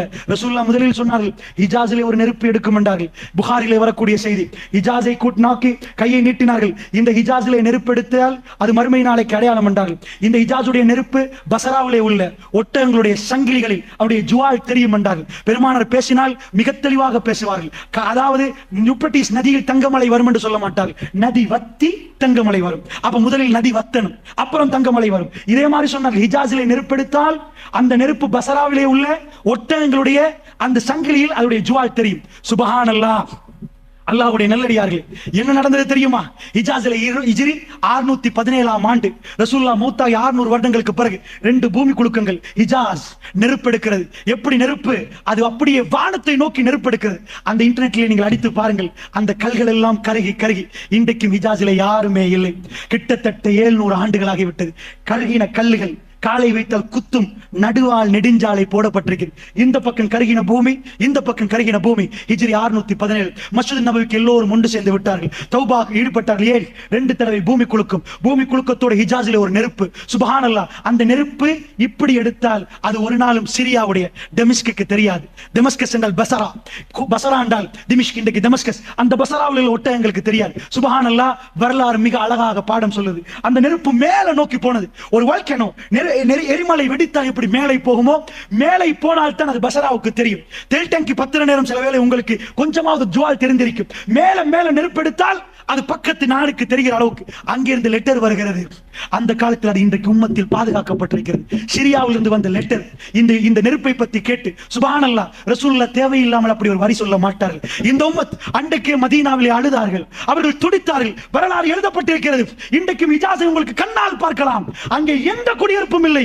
அந்த நெருப்பு எடுக்கப்பட்டு 700 ஆண்டுகள் ஆகிவிட்டது. ரசூலுல்லாஹ் மரணித்து 1400 ஆண்டுகள் ஆகிவிட்டது என்றால் அல்லாஹ்வுடைய நல்லடியார்களே, கட்டம் கட்டமாக ரசூலுல்லாஹ் சொன்னார்கள். அதிலே ஒரு கட்டத்தில் நானும் நீங்களும் சிக்கிக் கொண்டிருக்கிறோம். அதிபயங்கரமான ஃபித்னாவுடைய ஜமான் என்றால் முதல் அடிப்படை, இந்த உரையிலே முதலாவது அடிப்படை, நானும் நீங்கள் முனாஃபிக்குடைய தன்மையிலிருந்து விலக வேண்டும். ரசூலுல்லாஹ் என்ன சொன்னார்? மல்லம் யகுசு, நீங்கள் போராடாவிட்டால், நீங்கள் ஜிஹாது செய்ய, யார் ஜிஹாது செய்யவில்லையோ, வலம் யஹத்திஸ் நஃப்ஸஹு பில் கத்வி, யார் போராட்ட களங்கள் நடக்கிற நேரம் தன்னுடைய கல்பால் போராடவில்லையோ, மாத அலா ஷஅபத்தின் மினன் நிஃபாக், அவர் முனாஃபிக்குடைய அடையாளத்தோட மரணித்து விட்டார் என்றார் ரசூலுல்லாஹ். அந்த முனாஃபிக்குடைய அடையாளம் என்னிடமும் உங்களிடம் இருக்கிறதா அன்புக்குரியவர்களே? இதை விசாரித்து பார்ப்பது என்னுடைய உரையுடைய முதலாவது நோக்கம். நானும் நீங்களும் விரும்பியோ விரும்பாமலோ முனாஃபிக்குடைய தன்மையை விட்டு விலகுவதற்காக மன்றாடி கிடைக்கிற நேரம் எல்லாம், இறைவா ஷாமுடைய மக்கள் அவர்களுக்கு சிறப்பான ஒரு வாழ்க்கையை கொடுத்து விடியா அல்லாஹ், குர்ஆன் சுன்னாவோடு வாழக்கூடிய அந்த மக்களுடைய கல்புகளை ஸ்திரப்படுத்தி விடியா அல்லாஹ் என்ற துஆக்கள் எனக்கும் உங்களுக்கும் வர வேண்டும். அடுத்ததாக என்னுடைய உரையுடைய இரண்டாவது அடிப்படை, மறுமையினால் நெருங்கி வந்தால் நானும் நீங்களும் அல்லாஹ்வுடைய சன்னிதானத்தில் அல்லாஹ்வை சந்திப்பதற்கு தயாரா? அல்லாஹ்வை சந்திப்பதற்கு தயாரா? ரப்புல் ஆலமீன் அல்லாஹ் ஜல்ல ஷானுஹு வ தஆலா வருவானே, சுல் அர்ஷில் மஜீத், அரிசுக்கு சொந்தக்காரன், ஃபஅலுல் லிமா யுரீத், அத்தனையும் செய்யக்கூடியவன், அவன் நாடியதை எல்லாம் செய்யக்கூடியவன் வந்து நிற்கிற நேரம் நாங்கள் எல்லாம் இருப்போம். அருமை அலைஹி ஸலாத்து வஸ்ஸலாம் நாவசைத்து பேசிய எந்த வார்த்தையும் பொய் கலக்கப்படாது. இந்த உலகத்தில் நடக்கக்கூடிய அத்தனையுமே சொன்ன ரசூலுல்லாஹ். நீங்கள் நினைக்கிறீர்களா இவைகள் எல்லாம் அமெரிக்காவுக்கு தெரியாதென்று? இதுவரைக்கும் நடந்த யுத்தம், இந்த யுத்தங்கள் எல்லாம் அமெரிக்கா வெற்றி பெற்றிருந்தால், இது மல்அமாவாக இருந்தால், இது கடைசி யுத்தமாக இருந்தால், அல்லாஹ் மீது ஆணையாக இந்த யுத்த முடிவில் மஹ்தி அலைஹிஸ்ஸலாத்து வஸ்ஸலாம் வந்தால், வல்லாஹி வல்லாஹி வல்லாஹி மேற்கத்திய நாடுகள் தோக்கும் இந்த யுத்தத்திலே. அல்லாஹ்வுடைய நல்லடியார்களே, மேற்கத்திய நாடுகள் தோக்கும் இந்த யுத்தத்திலே. உலகத்திலே கொஞ்சம் ஒரு சின்ன ஒரு மாற்றம் வருகிறது. முஸ்லிம் நாடுகள் எல்லாம் முதல் தடவையாக ஒன்று சேர்ந்து முஸ்லிம் உம்மாவுக்கு என்ன செய்ய வேண்டும் என்று மன்னர் சல்மானுடைய தலைமை கீழே 24 நாடுகள் பேச்சுவார்த்தை நடத்தப்படுகிற அளவுக்கு, முஸ்லிம் சமுதாயத்தில் என்ன நடந்தாலும் மற்ற நாடுகள் பேசாத அளவுக்கு மௌனியாக இருந்தவர்கள் இப்பொழுது கொஞ்சம் கொஞ்சமாக கூட்டமாக வருகிறார்கள். அல்லாஹு அலம். அல்லாஹ்வுடைய நல்லடியார்களே, 80 கொடிகளில் அவர்கள் ஒன்று சேர வேண்டும். 80 கொடிகளில் ஒன்று சேர்க்கப்பட வேண்டும். இவைகள் எல்லாம் நடக்க இருக்கிறது. இந்த யுத்தம் மிக பிரம்மாண்டமான யுத்தமாக வரப்போகிறது என்றும் சில கிறிஸ்தவ ஆய்வாளர்கள் பேசுகிறார்கள். என்ன, உலகத்தின் அடுத்த உலக யுத்தம் வரப்போகிறதா என்று அச்சம் கொள்ளுகிற அளவுக்கெல்லாம் பேசப்படுகிறது. அல்லாஹ்வுடைய நல்லடியார்களே, அப்படி என்ன, நான் அவ்வளவு டீப்பாக போகவில்லை. இவைகளை எல்லாம் கல்வியிலே வைத்து ரசூலுல்லாஹ் அடையாளம் காட்டப்பட்ட எந்த ஊரில் யுத்தம் நடக்கவில்லை சொல்லுங்கள். யகூதிகளோடு நீங்கள் யுத்தம் செய்யாமல் மறுமை நாள் வராது, மஸ்ஜிதுல் அக்ஸாவை கைப்பற்றும் வரைக்கும் என்றார்கள் ரசூலுல்லாஹ். இன்றைக்கு அதுக்கான யுத்தம் ஆரம்பிக்கப்பட்டு விட்டதா? அது நடந்து கொண்டிருக்கிறதா? எங்கள் கையிலே அக்ஸா வந்து அந்த அக்ஸா எங்கள் கையிலே இருக்கும் வரைக்கும் இருக்கிற நேரத்தில் தான் மறுமை நாள் வரும். அப்படி என்றால் அல்லாஹ்வுடைய நல்லடியார்களே, ரசூலுல்லாஹ் சொன்ன துர்க்கியிலே அங்கே யுத்தம் ஆரம்பிக்கப்படுகிறது, ஷாம்லே அங்கே யுத்தம் ஆரம்பிக்கப்படுகிறது என்றால் உடைய கடைசி எப்படி அமையும் தெரியுமா? சிரியாவுடைய படை கான்ஸ்டான்டினோப்பிளில் இருந்து அப்படியே வருவார்கள். தஜ்ஜால் வெளியே வந்து விட்டான் என்று சொல்லி கேள்விப்பட்ட உடனே வந்து பார்த்தால் அது பொய்யான செய்தி. அவர்கள் தன்னுடைய குடும்பத்தோடு இருக்கிற நேரம் திடீரென்று ஒரு தகவல் வரும், நிஜமாக தஜ்ஜால் வெளிவந்து விட்டான் குராசான் பகுதியிலே. அதாவது ஈராக் போன்ற பிரதேசத்தில் இருந்து அவன் வெளியே வருவான். வெளியே வருகிற நேரம் யகூதிகள் எல்லோரும் கிங் ஆஃப் பீஸ் அவர்களும் எதிர்பார்த்துக் கொண்டிருக்கிறார்கள். அவர்கள் எல்லோரும் ஒன்று சேர்ந்து விடுவார்கள் தஜ்ஜாலுடைய பின்னணியில். அந்த நேரத்திலே தான் இமாம் மஹ்தி அலைஹிஸ்ஸலாத்து வஸ்ஸலாம் இருப்பது ஷாமிலே, சிரியாவிலே, திமிஷ்கிலே, பசராவுடைய கிழக்கு பகுதியிலே, டமஸ்கஸுடைய கிழக்கு பகுதியிலே வெள்ளை மினாராவில் சுபஹ் தொழுகைக்காக வேண்டி ஆயத்தப்படுகிற நேரம். அந்த நேரத்தில் ஈசா இப்னு மரியமுடைய மகன் ஈசா அலைஹிஸ்ஸலாத்து வஸ்ஸலாம் வானவருடைய ரெக்கையிலே அப்படி இந்த பூமிக்கு இறக்கப்படுவார். ரசூலுல்லாஹ் அடையாளம் காட்டினார்கள், மிக தெளிவாக அடையாளம் காட்டினார்கள். அவர் வர்ணனின் ஆடை அணிந்திருப்பார், அவருடைய தலையிலே முத்து முத்தாக வேர்வைகள் இருக்கும். அவர் கொண்டையை சாத்தினால் அப்படியே வேர்வைகள் கீழே கொட்டும் என்றார்கள். தலையை உயர்த்தினால் அது முத்து முத்தாக தெரியும் என்றார்கள். அவர்கள் வந்து பசராவிலே இறங்குவார்கள். இதுவும் ஷாம், அல்லாஹ்வுடைய நல்லடியார்கள் ஷாமிலே இறங்குவார்கள். இறங்கின உடனே இந்த உம்மத் ஈசா இப்னு மரியம் ஈசா அலைஹிஸ்ஸலாத்து வஸ்ஸலாம் அவர்களை இமாம் மஹ்தி அலைஹிஸ்ஸலாத்து வஸ்ஸலாம் அவர்கள் கண்டு கொள்வார்கள். சொல்லுவார்கள், ஈசா நீங்கள் தொழுவிக்க வேண்டும் என்பார்கள். அவர் ஒரு வார்த்தை சொல்லுவார், இந்த உம்மத்துக்கு தலைமை தாங்குவதற்கு அல்லாஹ் ரப்புல் ஆலமீன் என்னை தேர்ந்தெடுக்கவில்லை, இந்த உம்மத்துக்கு நீங்கள் தலைவர் என்பார். நீங்கள் தலைவர், நீங்கள் தான் தொழுவிக்க வேண்டும் என்பார். இமாம் மஹ்தி ஒரு நபி அல்ல, இமாம் மஹ்தி ஒரு நபி அல்ல. தெளிவாக புரிந்து கொள்ளுங்கள். அதிகமானவர்கள் பிழையாக புரிந்திருக்க அவர் ஒரு ஜனாதிபதி, அவர் ஒரு ஜனாதிபதி, நேர்வழி காட்டப்பட்ட ஒரு கலீஃபா. அதுதான், அவருக்கு வகையும் வராது, அவர் குர்ஆனை தான் பின்பற்றுவார், புதுசாக ஹதீஸ் சொல்ல மாட்டார், அவருக்கு வேற எதுவும் கொடுக்கப்பட்டிருக்காது. அவர் ஒரு நேர்வழி பெற்ற ஒரு ஜனாதிபதி. ஈசா நபி ஒரு நபி. ஆனால் அவர் என்ன சொல்லுவார், இந்த உம்மத்துக்கு நீங்கள் தலைமை தாங்க வேண்டும். சுபஹ் ஜமாத் நடத்தப்படும். அதற்கு பிறகு ஈசா நபி யுத்தத்துக்கு தலைமை தாங்குவார், யுத்தத்துக்கு தலைமை தாங்குவார். அல்லாஹ்வுடைய நல்லடியார்களே, அந்த நேரத்தில் தஜ்ஜால் பதறுவான். அவர் ஷாமில் இருந்து பலஸ்தீனத்துக்கு வரைக்கும் போவார். சிரியாவில் இருந்து பக்கத்து நாடு பசரா, அதுக்கு கீழே இப்படி வந்தால் பாலஸ்தீனம். மெப்பை எடுத்து கொஞ்சம் பாருங்கள், பாலஸ்தீனம், ஜோர்தான், லெபனான், இந்த பகுதியை கொஞ்சம் பாருங்கள். ரசூலுல்லாஹ் சொன்னார்கள், பக்கத்திலே தஜ்ஜால் வந்திருப்பான். இவர் படையோட போவார். போனால் உப்பு கரைவது போன்று, தண்ணீரிலே உப்பு கரைவது போன்று தஜ்ஜால் ஈசா இப்னு மரியத்தை கண்டால் கரைந்து விடுவார். பாபு லூத், பலஸ்தீனத்துடைய பாபு லூத் என்று சொல்லக்கூடிய இடத்திலே தஜ்ஜாலை அவர்கள் கொல்லுவார்கள் என்றார்கள் ரசூல் ஸல்லல்லாஹு அலைஹி வஸல்லம். இது கங்கால் மறுமையுடைய நிகழ்வுகளை ரசூலுல்லாஹ் விவரித்தார்கள். அல்லாஹ்வுடைய நல்லடியார்களே, அப்படி என்று சொன்னால் நானும் நீங்களும் மறுமை நெருங்கி விட்டது என்ற உணர்வை எடுக்க வேண்டும் என்பதற்கு தான் அல்லாஹ்வுடைய தூதர் மறுமை அடையாளங்கள் சொன்னார்கள். இவைகளை எல்லாம் சிந்தித்து பார்த்து எங்களுடைய கல்விகளிலே, மஸ்ஜித் நபவியிலே நெருப்பு வருகிற நேரம் இந்த உம்மத்து ஒன்று சேர்ந்து அழுது புலம்பி தௌபாவிலே ஈடுபட்டார்களே, இந்த மாதிரி சம்பவங்கள் கேள்விப்படுகிற நேரம் என்னுடைய நிலைமை என்ன? இந்த துனியாவுடைய வாழ்க்கை அற்பமான வாழ்க்கை. இவைகளை எல்லாம் திறந்து விட்டு மறுமையுடைய வாழ்க்கைக்கு போகிற நேரம் அல்லாஹ் ரப்புல் ஆலமீன் சுல் அர்ஷில் மஜீத், அர்ஷுக்கு சொந்தக்காரன் வந்து என்னை பேசுகிற நேரம், எனக்கு அருமை அலைஹிஸ்ஸலாத்து வஸ்ஸலாமோடு என்னால் சொர்க்கத்தில் வாழ்வதற்கான அவகாசம் கிடைக்குமா? என்னுடைய அன்பு சகோதரர்களே, இதை சிந்தித்து பார்ப்பதற்காக இரண்டாவது இந்த உரையை நாங்கள் நிகழ்த்தினோம். இந்த உரையை ஏன் நிகழ்த்தினோம் தெரியுமா? மறுமை நெருங்கி விட்டது என்ற உணர்வு எனக்கும் உங்களுக்கு வருகிற நேரம் என்னுடைய தொழுகை இன்னும் பக்குவமாக்கப்படும், என்னுடைய தர்மங்கள் அதிகமாக்கப்படும், நானும் நீங்களும் இன்னும் பேணுதலாக நடக்க ஆரம்பிப்போம். அதற்காக வேண்டித்தான் மறுமை அடையாளங்கள் என்று சொல்ல போட்டார்களே தவிர, மறுமை அடையாளங்கள் என்று ஏன் ஃபுராத் நதியை பேச வேண்டும், ஏன் யூப்ரட்டீஸை பேச வேண்டும், ஏன் அதை பேச வேண்டும், ஏன் எகிப்தை பேச வேண்டும்? இவைகள் எல்லாம் ஏன் பேசுகிறார்கள் என்றால், இவைகள் ஒவ்வொன்றும் சான்று. அல்லாஹ்வுடைய நல்லடியார்களே, சஹாபாக்கள் எக்கச்சக்கமாக கண்டார்கள். மதீனாவிலே 3000 பேர் 10,000 பேரை வெற்றி கொண்டு அஹ்ஸாபுக்கு பிறகு அவர்களுக்கு ஷாம் கிடைத்தது. உமர் பின் கத்தாபுடைய காலத்தில் உலகமே அவர்கள் கையிலே கிடைத்தது. ரசூலுல்லாஹ் சொன்ன வார்த்தைகள் அத்தனையும் அவர்கள் கண்களால் பார்த்தார்கள். கல்லு கட்டின ஒரு காலம் இருந்தது, கருவூலம் கிடைக்கும் என்று தெளிவான ஒரு ஹதீஸ் வந்தது. எப்படி சொன்னார்கள் தெரியுமா? பாரசீக மன்னருடைய அந்த பணம் இந்த அதாவது இஸ்லாமிய மார்க்கத்துக்காக வேண்டி செலவழிக்கப்படும் என்றார் ரசூலுல்லாஹ். கண்ணு முன்னாடி செலவழிக்கப்பட்டது. அதில் உமர் பின் கத்தாப் துளியையும் தொடவில்லை. சுப்ஹானல்லாஹ், ஒரு எம்பயர், ஒரு ராஜ்யத்தை பார்த்து இதில் உள்ள கருவூலங்கள் அத்தனையும் அல்லாஹ்வுடைய பாதைகளை ஃபீ சபீலில்லாஹ், அல்லாஹ்வுடைய பாதையில் செலவழிக்கப்படும் என்றால், கண்ணு முன்னாடி அது நடந்தது என்றால் அவர்களுக்கு எப்படி இருந்திருக்கும்? அல்லாஹ்வுடைய தூதர் நாமசித்து பேசி அத்தனை வார்த்தைகளையும் கண்ணால் கண்டால், அவர்கள் அத்தனை உணர்வு பூர்வமாக பார்த்தால், இவைகள் எல்லாம் யாருக்கும் சந்தேகப்படாமல் உணர்வு, இவைகள் அத்தனையும், இந்த சம்பவங்கள் அத்தனையும் என்னையும் உங்களையும் மறுமைக்கு தள்ளுகிறது என்றால் ரசூலுல்லாஹி ஸல்லல்லாஹு அலைஹி வஸல்லம் சொன்னார்கள், வஜா ரப்புக, அல்லாஹ் ரப்புல் ஆலமீன் வருவான், வஜா ரப்புக வல் மலக்கு ஸஃபன் ஸஃபா, மலக்குமார்கள் எல்லாம் அணிவகுத்து நிற்பார்கள். வஜி யௌமஇஸின் பிஜஹன்னம், நரகம் கொண்டு வந்து நிப்பாட்டப்படும். அல்லாஹ் ரப்புல் ஆலமீன் எல்லோரையும் ஒன்று சேர்த்து இருக்கிற நேரம், நாகிசூரு உஸிஹிம் இன்த ரப்பிஹிம், சில மனிதர்கள் தலைகளை எல்லாம் குனித்து கொண்டிருப்பார்கள். ரப்பனா அப்ஸர்னா வ சமிஅனா, யா அல்லாஹ் அத்தனையும் பார்த்து விட்டோம், அத்தனையும் கேட்டு விட்டோம், யா அல்லாஹ் சின்ன ஒரு அவகாசம் தந்து விட இறைவா, சின்ன ஒரு அவகாசம் தந்து விட இறைவா, நாங்கள் போய் எல்லாத்தையும் செய்து விட்டு வருகிறோம் என்று கேட்பார்கள். அல்லாஹ் ஜல்ல ஷானஹு வ தஆலா என்ன செய்வான் தெரியுமா? வம்தாசுல் யௌம அய்யுஹல் முஜ்ரிமூன், பாவிகளே விலகி விடுங்கள் என்று அல்லாஹ் ரப்புல் ஆலமீன் சொல்லுவான். பாவிகளே விலகி விடுங்கள். முஸ்லிம்கள் முஃமின்கள் எல்லாம் ஒரு பகுதியாகும், காஃபிர்கள் எல்லாம் இன்னொரு பகுதியாகும். அப்படியே விலகி விடுவார்கள். ரசூலுல்லாஹ் சொன்னார்கள், யா நஃப்ஸி யா நஃப்ஸி யா நஃப்ஸி, என்னுடைய ஆன்மாவை என்னுடைய ஆன்மாவை என்று எல்லோரும் நிர்வாணமாக ஓடி அல்லாஹ்வுடைய சன்னிதானத்துக்கு வீட்டுக்கு வருகிற நேரம் அல்லாஹ் ஜல்ல ஷானஹு வ தஆலா தீர்ப்பு கொடுப்பான். தனிப்பட்ட ரீதியிலே ஒவ்வொரு மனிதனுக்காக ஒவ்வொன்றாக துருவி துருவி விசாரித்து அல்லாஹ் ரப்பல் ஆலமீன் தீர்ப்பு கொடுப்பானே, அந்த சன்னிதானத்தை பற்றி எனக்கும் உங்களுக்கும் என்றைக்காவது ஞாபகம் வந்தது உண்டா? அல்லாஹ்வுடைய நல்லடியார்களே, அந்த சன்னிதானத்திலே நானும் நீங்களும் அல்லாஹ்விடம் பதில் கொடுக்க வேண்டுமே. ரசூலுல்லாஹ்வுடைய முகம் அப்படியே சிவந்து விடுமே. அல்லாஹ்வுடைய நல்லடியார்களே, அவைகள் எல்லாம் சொல்லுகிற நேரம், பெருமானாருடைய கடைசி நேரம் உங்களுக்கு நன்றாக தெரியும். எந்த அளவுக்கு அவர்கள் அல்லாஹ்வை நெருங்கினார்கள் என்றால், ஆயிஷா ரலியல்லாஹு அன்ஹா அவர்கள் சொன்னார்கள், திங்கட்கிழமை சூரியன் உதித்தது, சுபஹ் நேரம் ரசூலுல்லாஹ் அவர்கள் எழுந்தார்கள். அவருடைய காலுக்கு கொஞ்சம் சக்தி கிடைத்தது. வியாழக்கிழமை ராத்திரி ரசூலுல்லாஹ் வீட்டுக்கு வந்தவர்கள் வெள்ளிக்கிழமை ஜும்மாவுக்கு போகவில்லை. சனிக்கிழமை திடீரென்று முழிச்சு பார்த்தார்கள், மூர்ச்சி அடைந்தார்கள், முழிப்பார்கள், மூர்ச்சி அடைவார்கள். என்னுடைய வீட்டில் அப்படியே இருந்தது. திடீரென்று ஒரு தடவை ரசூலுல்லாஹ் முழிச்சு பார்த்தார்கள். பார்த்து விட்டு கேட்டார்கள், ஆயிஷா வீட்டில் எவ்வளவு இருக்கிறது ஆயிஷா என்று கேட்டார்கள். என் ஞாபகம் சரி என்றால் 6 திர்ஹம் இருக்கிறது என்று ஆயிஷா ரலியல்லாஹு அன்ஹா சொன்னார்கள். அல்லாஹ்வுடைய தூதர் சொன்னார்கள், ஆயிஷா எவ்வளவு? 6 என்றார்கள். அப்படியா, இதையெல்லாம் அல்லாஹ்வுடைய பாதையில் கொடுத்து விடுவோமா ஆயிஷா? இதை வீட்டில் வைத்துக் கொண்டு நான் எப்படி அல்லாஹ்வை சந்திப்பது? ஆயிஷா சனிக்கிழமை தயாராகிறார்கள். எல்லாத்தையும் கொடுத்த ரசூலுல்லாஹ், இந்த உம்மத்துக்கு தன்னுடைய வாக்குறுதியை நிறைவேற்றிய ரசூலுல்லாஹ் வீட்டில் உள்ள சொத்துக்கள் எல்லாம் கொடுக்கிறார்கள். ஆயிஷா ரலியல்லாஹு அன்ஹா சொன்னார்கள், யா ரசூலுல்லாஹ் கொடுத்து விடுவோம், யா ரசூலுல்லாஹ் கொடுத்து விடுவோம் என்றார்கள்.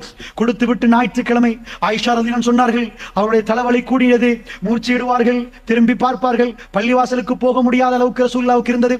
வியாழன் இரவு, வெள்ளி, சனி, ஞாயிறு போகவே இல்லை. திங்கட்கிழமை அதிகாலை அல்லாஹ்வுடைய தூதர் திடீரென்று எழும்பி நின்றார்கள்.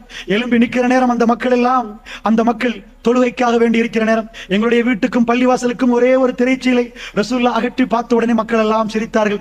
மதீனாவிலே அப்படிப்பட்ட ஒரு அமர்கலம், அல்லாஹ்வுடைய தூதர் குணமாகி விட்டார், அல்லாஹ்வுடைய தூதர் குணமாகி விட்டார் என்ற அந்த அமர்கலம் பரவுகிற நேரம் அல்லாஹ்வுடைய தூதர் கையை காட்டி, இல்லை இல்லை சிரித்து விட்டே நான் தொழுகைக்கு வரவில்லை என்று கையை காட்டி வீட்டுக்கு வந்தார்கள். அதாவது என்னுடைய மடிக்கு வந்தார்கள். கொஞ்சம் கொஞ்சமாக சூரியன் மேலைக்கு வருகிறது.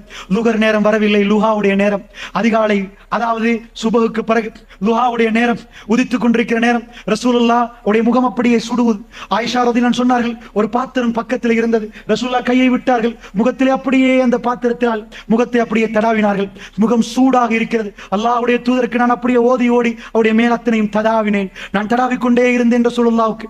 ஆயிஷா என்னுடைய கை அப்படியே ரசூலுல்லாஹ்வுடைய முகத்திலே, ரசூல் ஸல்லல்லாஹு அலைஹி வஸல்லம் அப்படியே தண்ணீரிலே கையை விட்டார்கள், அப்படியே முகத்தை நனைத்தார்கள். ரசூலுல்லாஹ் கொஞ்சம் கொஞ்சமாக செய்கிற நேரம், நான் அவருடைய மேலே அப்படியே துஆக்களை ஓதுகிற நேரம் ரசூலுல்லாஹ் என்னுடைய கையை பிடித்து வேண்டாம் என்றார். என்னுடைய கையை பிடித்து வேண்டாம் என்றார், ஓத வேண்டாம் என்றார். ரசூலுல்லாஹ் நிப்பாட்டினார்கள். அல்லாஹ்வுடைய தூதர் அவருடைய கடைசி நேரம், அது கடைசி நேரம். அவர் ஏன் என்னை நிப்பாட்டினார் என்பதை நான் புரிந்து கொண்டேன். அல்லாஹ்வுடைய தூதர் ஒரு துஆ கேட்டால், அல்லாஹும்ம ஃபிர்லி, இறைவா என்னை மன்னித்து விடு. சப்தம் கேட்கவில்லை, என் காதை கொண்டு போய் ரசூலுல்லாஹ்வுடைய வாயிலே நான் வைத்தேன். ரசூலுல்லாஹ் 3 தடவை கேட்டார்கள், அல்லாஹும்ம ஃபிர்லி, இறைவா என்னை மன்னித்து விடு என்று கேட்டார்கள். அல்லாஹ்வுடைய நல்லடியார்களே, மறுமை நாளுக்காக அல்லாஹ்வுடைய சந்திப்பாக ரசூலுல்லாஹ் எப்படி தயாரானார்கள்? இந்த உலகத்திலே மிக சிறந்தவர் அல்லாஹ்வுடைய தூதர். அல்லாஹ் மிக சிலாகித்து சொல்லக்கூடியவர், சொர்க்கவாசி. என்ன கேட்டார்? அல்லாஹும்ம ஃபிர்லி, இறைவா நான் ஒரு அடியான், என்னை மன்னித்து விடு ரப்பே, என்னை மன்னித்து விடு. அவருடைய நாவா செய்கிறது, நான் போய் மெல்ல அவருடைய சப்தத்தை கேட்கிறேன். 3 தடவை சொல்லிவிட்டு ரசூல் ஸல்லல்லாஹு அலைஹி வஸல்லம் விரலை மேலே போவதை நான் பார்த்தேன். அல்லாஹ்வுடைய தூதருடைய கை அப்படியே மேலே போனது. ரசூலுல்லாஹ்வுடைய கண் மேலே பார்த்தது. ஒரே ஒரு துஆவை 3 வாட்டி சொன்னார்கள். என்ன சொன்னார்கள்? என்னுடைய நெஞ்சிலே தலை கணக்க பார்க்கிறது. அவருடைய தலை அப்படியே கொஞ்சம் கொஞ்சமாக என் களத்துக்கும் மார்புக்கும் இடையிலே அவருடைய களத்து இருக்கிறது. அல்லாஹ்வுடைய தூதருடைய கடைசி நேரம், விரல் மேலே போகிற நேரம், கண் மேலே போகிற நேரம், அல்லாஹும்ம ஃபிர் ரஃபீகில் அலா, யா அல்லாஹ் உயர்வானவர்களோடு, யா அல்லாஹ், யா அல்லாஹ் ஹையஸ்ட் கம்பேனியன், யா அல்லாஹ் மிக உயர்வானவர்களோடு என்னை சேர்த்து விடு யா அல்லாஹ். ஆயிஷா ரலியல்லாஹு அன்ஹா சொன்னார்கள், அல்லாஹ்வுடைய தூதரினுடைய மடியை விடுவதை தீர்மானித்து விட்டார்கள், என் மடியிலிருந்து போவதை தீர்மானித்து விட்டார்கள். நான் உணர்ந்து விட்டேன். அவர் சுவர்க்கத்தை கேட்கிறார், அதிலே உள்ள உறவுகளை கேட்கிறார். இந்த உறவை விட அவர் தீர்மானித்து விட்டார் என்று நான் உணர்ந்து கொண்டேன். ரசூலுல்லாஹ்வுடைய விரல் மேலே போய் கொண்டு, அல்லாஹும்ம ஃபிர் ரஃபீகில் அலா, யா அல்லாஹ் உயர்வானவர்களோடு யா அல்லாஹ் என்று 3வது முறை சொல்லுகிற நேரம் விரல் அப்படியே கீழே விழுந்து விட்டது.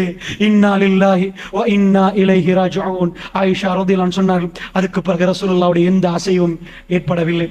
அல்லாஹ்வுடைய நல்லடியார்கள், அப்படி என்றால் கடைசி நேரத்தில் ரசூலுல்லாஹ் கேட்டது, நானும் நீங்களும், எனக்கும் உங்களுக்கும் எப்பொழுது மரணம் வரும், எப்பொழுது மறுமை வரும் என்று தெரியாது. ஆனால் ரசூலுல்லாஹ்வுடைய ஒவ்வொரு பேச்சும் மறுமையுடைய அடையாளங்களும் எங்கள் கண்ணு முன்னாடி நிகழ்த்து கொண்டு இருந்து கொண்டிருக்கக்கூடிய நேரத்தில் எனக்கும் உங்களுக்கும் திடீரென்று மரணம் வந்தால் நானும் நீங்களும் எப்படி அல்லாஹ் ஜல்ல ஷானஹு வ தஆலாவை சந்திக்க போகிறோம்? அல்லாஹ்வுடைய நல்லடியார்களே, மரணத்துக்கு வயசு இல்லை, எப்பொழுதும் வரலாம், எப்படியும் வரலாம். நன்மையிலே பக்கத்து ஊர், அதாவது முஸ்லிம்கள் செறிந்து வாழக்கூடிய நாத்தண்டியிலே நாராவில் என்ற ஒரு ஊர், அந்த ஊரிலே நடந்த ஒரு சோக சம்பவம். வறட்சி நிலவி, மழை பெய்து, மறுபடி வறட்சி நிலவி, நேத்து முந்தாத்து கொஞ்ச நேரம் மழை பெஞ்சிச்சு. வறட்சி ஆரம்பத்தில் நிலவுற நேரம் ஸ்காலர்ஷிப் ரிசல்ட்ஸ் வருகிறது. 10 வயசு புள்ள 114 மார்க்ஸ் ஃபெயில் ஆகி விட்டார். வீட்டுக்கு வந்து வீட்டிலிருந்து உம்மாட்ட சொல்றார், கொஞ்சம் குளிச்சுட்டு வாரம்மா. 2 நண்பர்களோட போனால் தண்ணி இல்லை, வறட்சி. பெக்கோ போட்டு குளத்தை தோண்டிருக்கிறார். அந்த மகன் போற கடைசி பயணம் அது. அவருக்கெல்லாம் இது ஆணையாக தெரியாது. வீட்டிலிருந்து நான் போகிற கடைசி பயணம். எங்க உம்மா மடியில வீட்டில இருந்து நாளைக்கு எனக்கு தூங்க கிடைக்காது. இன்றைக்கு ராத்திரி இந்த வீட்டில இருந்து அமர்கலமா நேத்து சாப்பிட்ட மாதிரி எனக்கு சாப்பிட கிடைக்காது. அவருக்கெல்லாம் இது ஆணையாக தெரியாது. அல்லாஹ் ஜல்ல ஷானுஹு தஆலா மரணத்தை அப்படித்தான் விதியாக்கி இருக்கிறான். அவர் போகிறார். போனால் குளிக்க போகிறார். ஸ்லிப்பாகி குழியில் விழுகிறார். அவசரமாக எடுத்து போறார்கள் மாரவில் ஹாஸ்பிட்டல். அங்கிருந்து சிலாபத்துக்கு கொண்டு போறார்கள். சிலாபத்திலிருந்து அப்படியே கொண்டு போறார்கள். எங்கே? General hospital. 18 நாட்கள் ஹாஸ்பிட்டலில் பிள்ளையை வைத்திருக்கிறார்கள். நெஞ்சை அமிழ்த்தினால் சேறு வெளியாகிறது. சேரை எடுக்கணும். சேறு உள்ளக்கு சேரும் செகதியும் நிறைந்திருக்கிறது. நெஞ்சை அமிழ்த்தி கொண்டு போகிற நேரம் டாக்டர்ஸ்மார்களுக்கு அதிர்ச்சிகரமான விஷயம். நெஞ்சை அமிழ்த்த சேறு வெளியாகிறது. ஆனால் இன்னும் நெஞ்சை அமிழ்த்தினால் ஹார்ட் நின்று விடும். அதனால் நெஞ்சை அமிழ்த்த முடியாது. ஒரு கட்டத்தோடு நிப்பாட்டணும். சேறு வெளியாகாவிட்டால் மௌத்தாகுவார். சேரை வெளியாக்குவதற்கு நெஞ்சை அமிழ்த்தினாலும் மௌத்தாகுவார். அல்லாஹ்வுடைய நல்லடியார்களே, என்ன நடந்தது தெரியுமா? 18 நாட்களில் அடிக்கடி மூர்ச்சி எடுக்கிறார், எழும்புறார், சாப்பிடுகிறார், பேசுகிறார். 17வது நாள் என்ன சொன்னார் டாக்டர்?